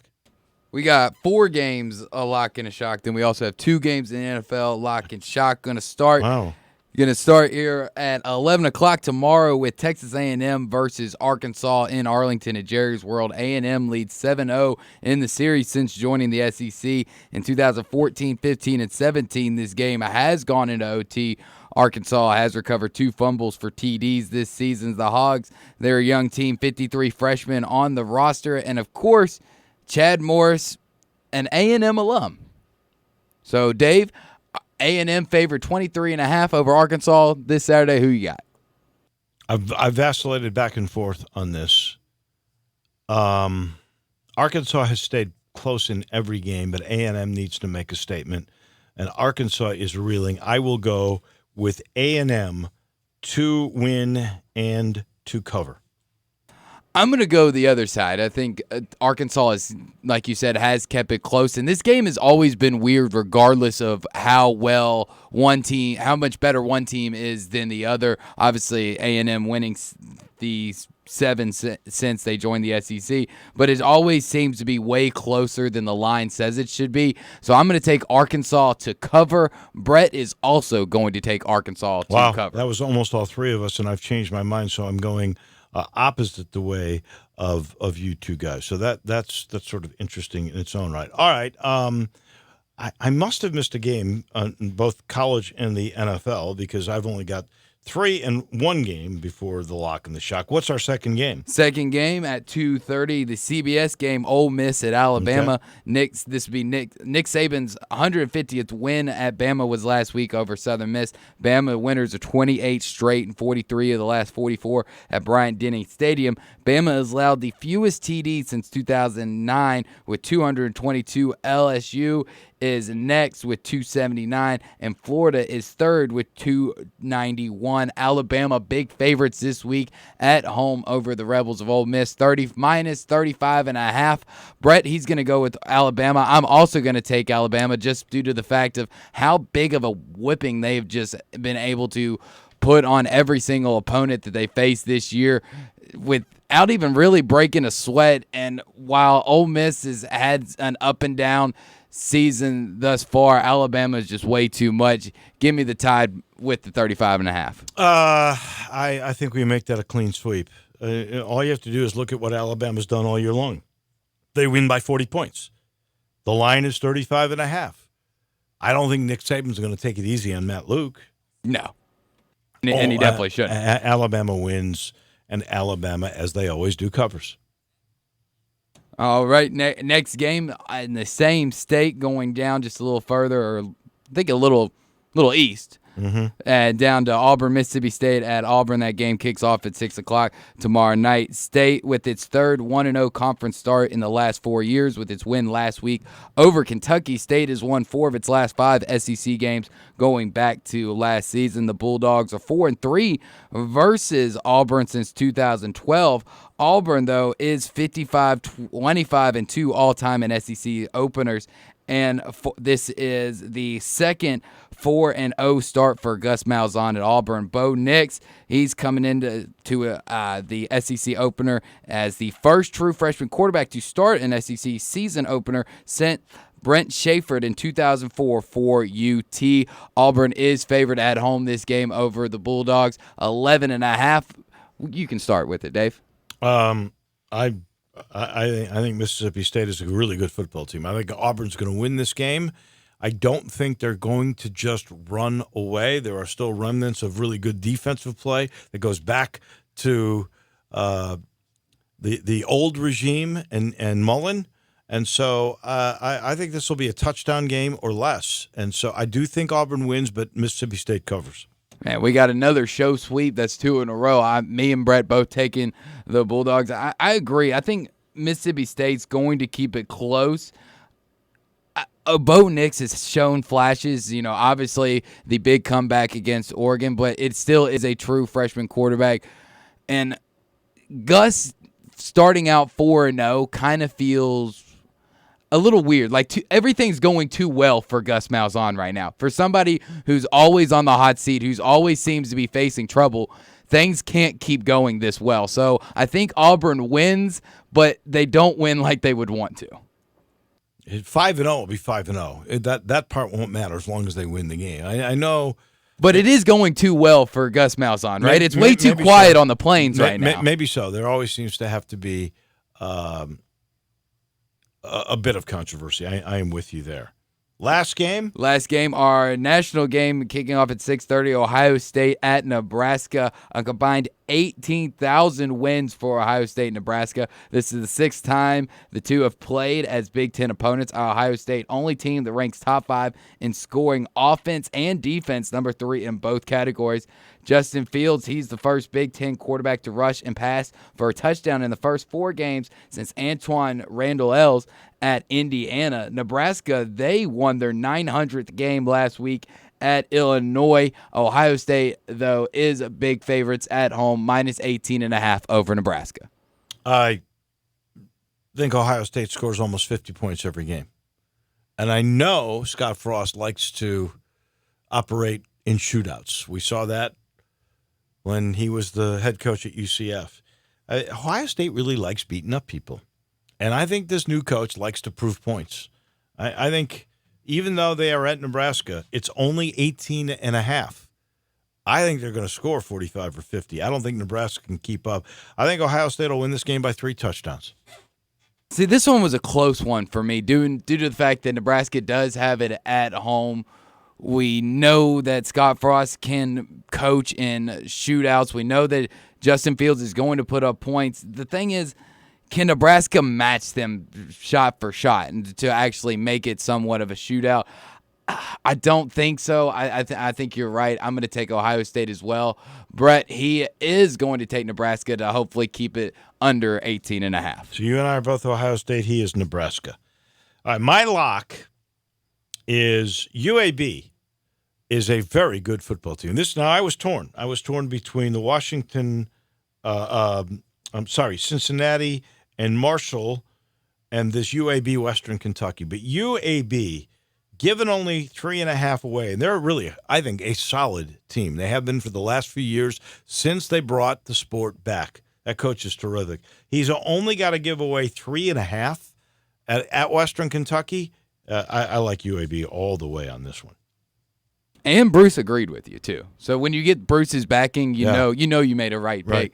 I'm going to stay in the American Athletic Conference, going with SMU minus 7.5 over South Florida. The game is at South Florida, but like we just talked about before we went to break, South Florida's reeling. Charlie Strong's probably out, and this might be the final nail in the coffin. Give me the Mustangs minus 7.5. Brett, he's going to take Michigan over Rutgers minus 27.5 for his lock.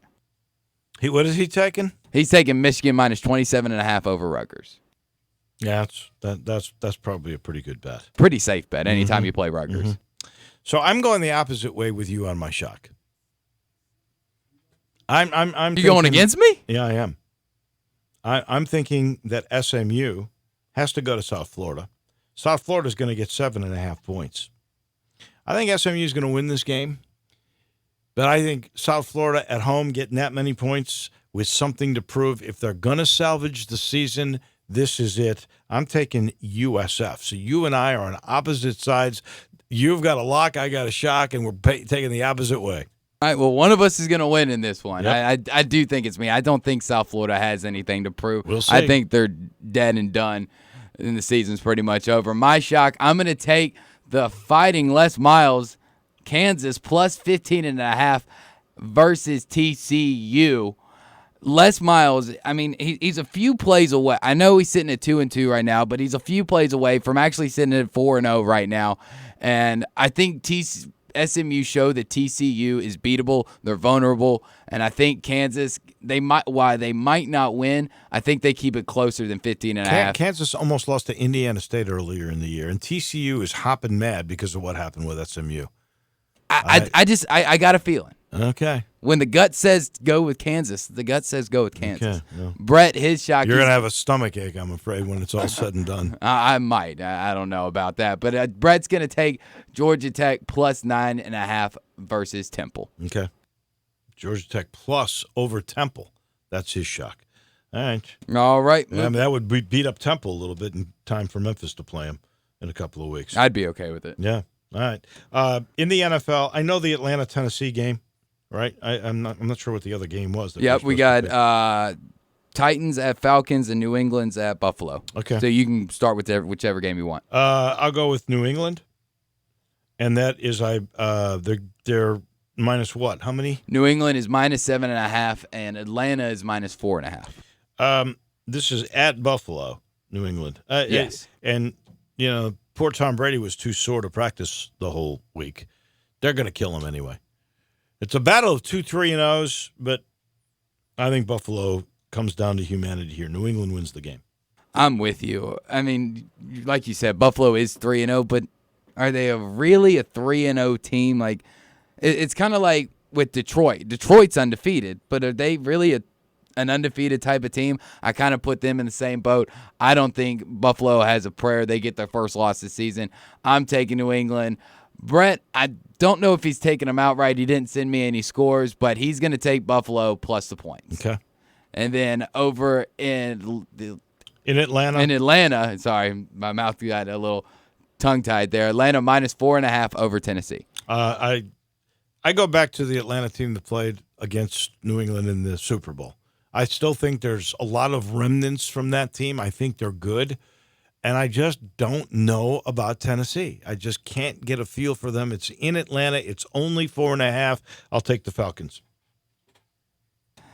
I originally wrote down Tennessee, but the more I think about it, this is probably the hardest NFL game of the week that we're having to pick. I'm going to change my pick. I'm going to take Atlanta as well, and we're going to have a group lock. All right, so that's a group lock. My lock is Houston, only giving away 4.5 at home to Carolina. Deshaun Watson, I'm loving. I'm all over it. That's my lock. Great pick, Dave. Great pick, because that's yours. also my lock as well. I'm going to take Houston minus 4.5 over Carolina. And Brett's going to take the Colts minus 6.5 over the Raiders. My shock, New Orleans, even with Teddy Bridgewater, taking on the Dallas Cowboys, but in New Orleans, and they are getting 2.5 straight up. New Orleans shocks the Cowboys. That's been a favorite shock all day from everybody that I've been hearing. Yeah, a lot of people have been saying that they think the wrong team is favored, and I think that's a pretty good pick. You're probably not going to like me for my shock, though. Oh, you're picking... I'm going to take the Vikings. You're picking Minnesota over I my am. Bears? I'm going to take Minnesota well, plus that's okay, 2.5. because now I will delight in giving you grief on Monday. Well, in the way I picked, it's probably good that I'm picking against your team. So, therefore, you're probably going to win because who knows? I might have another 1-9 record this week. And Brett Schock, he's going to take Miami plus 16.5 points versus the L.A. Chargers. He's going with Miami. He's out of his mind. I think he is too. Wow, it could be a shuffling of the deck in these picks when it's all through after this weekend. This portion of the show is brought to you by Campbell Clinic. Well, if you've got a child in school, the odds are they're involved in some type of sport like high school football tonight or some activity that could cause them to get hurt. When injuries inevitably happen, trust the only team of pediatric orthopedic experts in the area at Campbell Clinic. They're the only ones that have pediatric experts, and they got 6 of them, 6 doctors who treat kids all day, every day. They're the experts, and your child deserves to see the very best when their growing body gets injured. Whether it's a school sports injury or one of those playground bumps and bruises that are bound to happen, Campbell Clinic's your team to help. They also specialize in more complex problems like scoliosis and childhood hip pain. All you got to do is call 759-3111 or go to campbellclinic.com. You'll schedule an appointment. You and your child will be incredibly glad you did. Head on over to the pediatric orthopedic experts at Campbell Clinic. We take a break. When we come back, we've got crunch time and a whole lot more to end this Friday edition of Sports Time with Wolo and Stats. Search Sports 56 on Facebook and give us a like. And follow us on Twitter at Sports 56 WHBQ. It's a division of First National Bank of Eastern Arkansas. For real estate, commercial, ag, hunting, recreational, contact them at fnbt.com, fnbt.com, or 901-498-5763, bringing us the Friday football forecast every Friday. The good people at First National Bank and Trust. Bartlett Small Engine has been serving quality power equipment since 1970. They have a full line of power equipment, parts, and services for most makes and models. Bartlett Small Engines has the best brands in the power tool industry: Honda mowers, trimmers, and generators, Steel blowers, trimmers, and chainsaws, Echo trimmers, blowers, and chainsaws, plus quality products from Red Mat and Shindawa. And they're all American made. Bartlett Small Engine is your can-do store. 6780 Summer Avenue. Call 901-386-9779. Sunrise on Jefferson is perfect for just about everyone. If you're a busy professional on your way into work, Sunrise is the ideal place to pick up a cup of coffee and a biscuit sandwich. Or maybe you just want to have a casual breakfast meeting away from the office. Or you want to grab a classic lunch served fast and fresh. Whether you're going to dine in or carry out, there's really nothing in Memphis that compares to Sunrise. Whatever you're looking for, breakfast or lunch, chances are it can be found at Sunrise on Jefferson. Tee it up at Edwin Watts Golf Shops with the new 2019 arrivals from Callaway. Introducing the new Jaws MD5 wedges and the new Apex irons. The new Jaws MD5 wedges with Groove and Groove technology is the most aggressive groove in golf, and the Apex and Apex Pro is the ultimate forged player's iron with unmatched feel, incredible distance, playability, and control. Let us help you get custom fit for free today. Edwin Watts Golf Shops, home of the 90-day 100% satisfaction guarantee. Hi, this is John Conway with Conway Services. School's back in. Are the kids going to be running out of hot water every morning? Or worse, are you going to be out of hot water by the time they leave? It may be time for a tankless water heater from Conway Services that never runs out of hot water. At Conway Services, we're making now the perfect time to replace that old energy-guzzling tanked water heater with a new tankless water heater with 24 months to pay, interest-free. Or I'll give you $250 for that old tanked water heater. These energy-saving models only heat the water you use, saving you money on your gas bill every month. And you know with Conway Services, you'll be receiving our award-winning service every time. And no more worrying about that tank bursting in your attic either. See why I say now's the perfect time? Call Conway Services, the Mid-South's premier tankless water heater professionals at 384-3511. That's 384-3511. And the first 30 callers with a 10-year-old water heater, we'll come out and inspect it absolutely free. Call 384-3511. Conway Services. Call Conway today. Your trusted source for pool supplies and end-of-season pool closings is Mario's Pool Supplies in Germantown, Tennessee. As the pool season crawls to an end, let Mario close your pool for the winter and secure it with a new safety cover to protect your children and pets over the winter. The 2019 People's Choice Award winner for pool supplies and service, Mario's Pool Supplies, 1986 Exeter Road in Germantown, Tennessee, is your one-stop shop for everything pools. Call 901-552-3399 or stop in and talk to Mario today. Welcome back to Sports Time with Wolo and Stats. This hour of Sports Time is brought to you by DeSoto Auto Sales. Here once again are Dave Wolosian and Brad Norsworthy.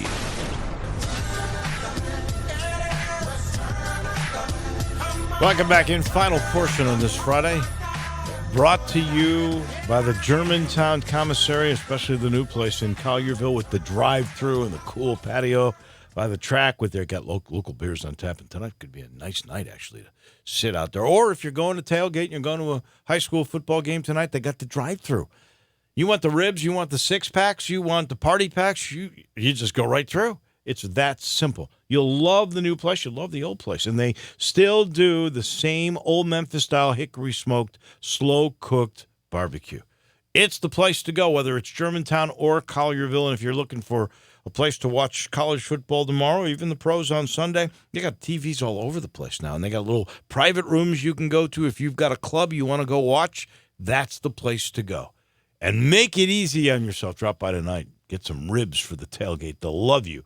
All from the Germantown Commissary. It's time for Crunch Time.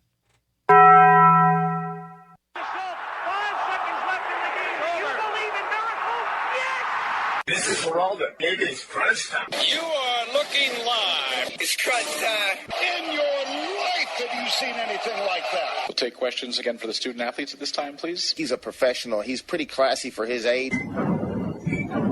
You know, crunch time, that's the frustrating part. Little Penny could make some appearances this year. Okay, I'm not huge into stats. Has it always been this way? It's crunch time, so I got a different mind state. What's happening, big dog? How you doing? Is this thing working? Immediately when the buzzer sounds, he lets out this shriek. He threw those ears forward. He was in stroke mode. This is stupid. It's obviously crunch time. Time for Taco Bell Crunch Time. Taco Bell, home of the crispy tortilla chips, topped with a double portion of either seasoned beef or shredded chicken plus refried beans, nacho cheese sauce, reduced fat sour cream, guacamole, and a 3-cheese blend. Nachos Bel Grande, heaping portion of chips topped with ground beef, tomatoes, beans, nacho cheese sauce, and a dollop of sour cream. Taco Bell, home to great food you get on your way home real fast, and they bring you crunch time every day. Here's what I learned today. The Jacksonville Jaguars just can't give up on Jalen Ramsey. First, He demanded a trade. Then he played in the game even after he demanded he was going to be traded. Then he said he was sick. That was one day. Didn't come to camp or practice. Next day, I got a lower back strain. The next day, this is legit. He's been gone since Wednesday because he was in Nashville for the birth of his second daughter. But the Jaguars just can't list him as out. They listed him as questionable. They say they want to keep the streak going. Ramsey's not missed a game to his credit since the team drafted him 5th overall in 2016. Doug Marrone, their coach, hopes that streak continues. I don't think it will. I think the guy wants out. But maybe needs the money with 2 kids. Yeah, probably does, especially after renting out that money truck to show up at spring at a camp this year for Jalen Ramsey. I learned today that for the 3rd straight year, Aaron Judge tops the MLB and jersey sales. Rounding out the top 5 are Bryce Harper, Cody Bellinger, Javier Baez, and Christian Yelich. I could have done without today the Lonzo Ball soap opera continuing. LeVar and Facebook, they do this little series on there, and it just blows me away how the dad just talks down, and LeVar's terrible. I will say this, though. I give Lonzo a little bit of credit here. He did grow up a bit. He's gotten his own agent now. He's got a new shoe deal. He even told his brother who's going to be playing in that Australian league. He said, get yourself your own agent. Walk a different path than I did, which I am assuming he is saying, walk away from dad. Yeah, and that's sound advice. I would listen to him. What I could have done without today is future scheduling in college football has gone way, way too far into the future. Ole Miss and Purdue today announced that they have agreed to a home-and-home that will take place 14 and 15 years from now, when Ole Miss is set to play at Purdue September 9th, 2034.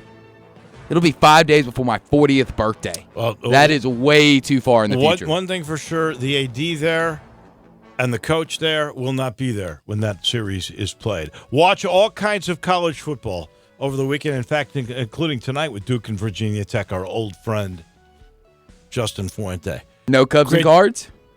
Oh, I forgot they're playing. I can't take any more of that.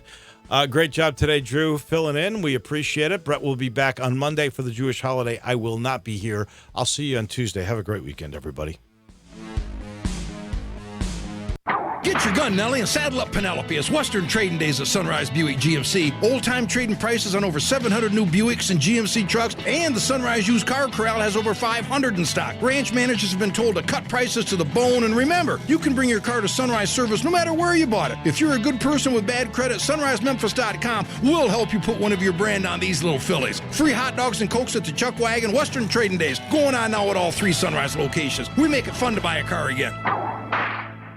Are you tired of all the clouds and bad weather? Rain brings pollutants that can wreak havoc on your car's finish, but there is someone who can help. Car Wash USA Express has introduced their most advanced car wash yet with the exclusive Polymer Pro Wash, creating a stronger, more consistent protective sealant for your car's finish. Polymer Pro can only be found at Car Wash USA Express, where attendants are always on duty to keep you and your vehicle safe. For more information and locations, visit carwashusaexpress.com. Car Wash USA Express, because a dirty car is a dirty shame.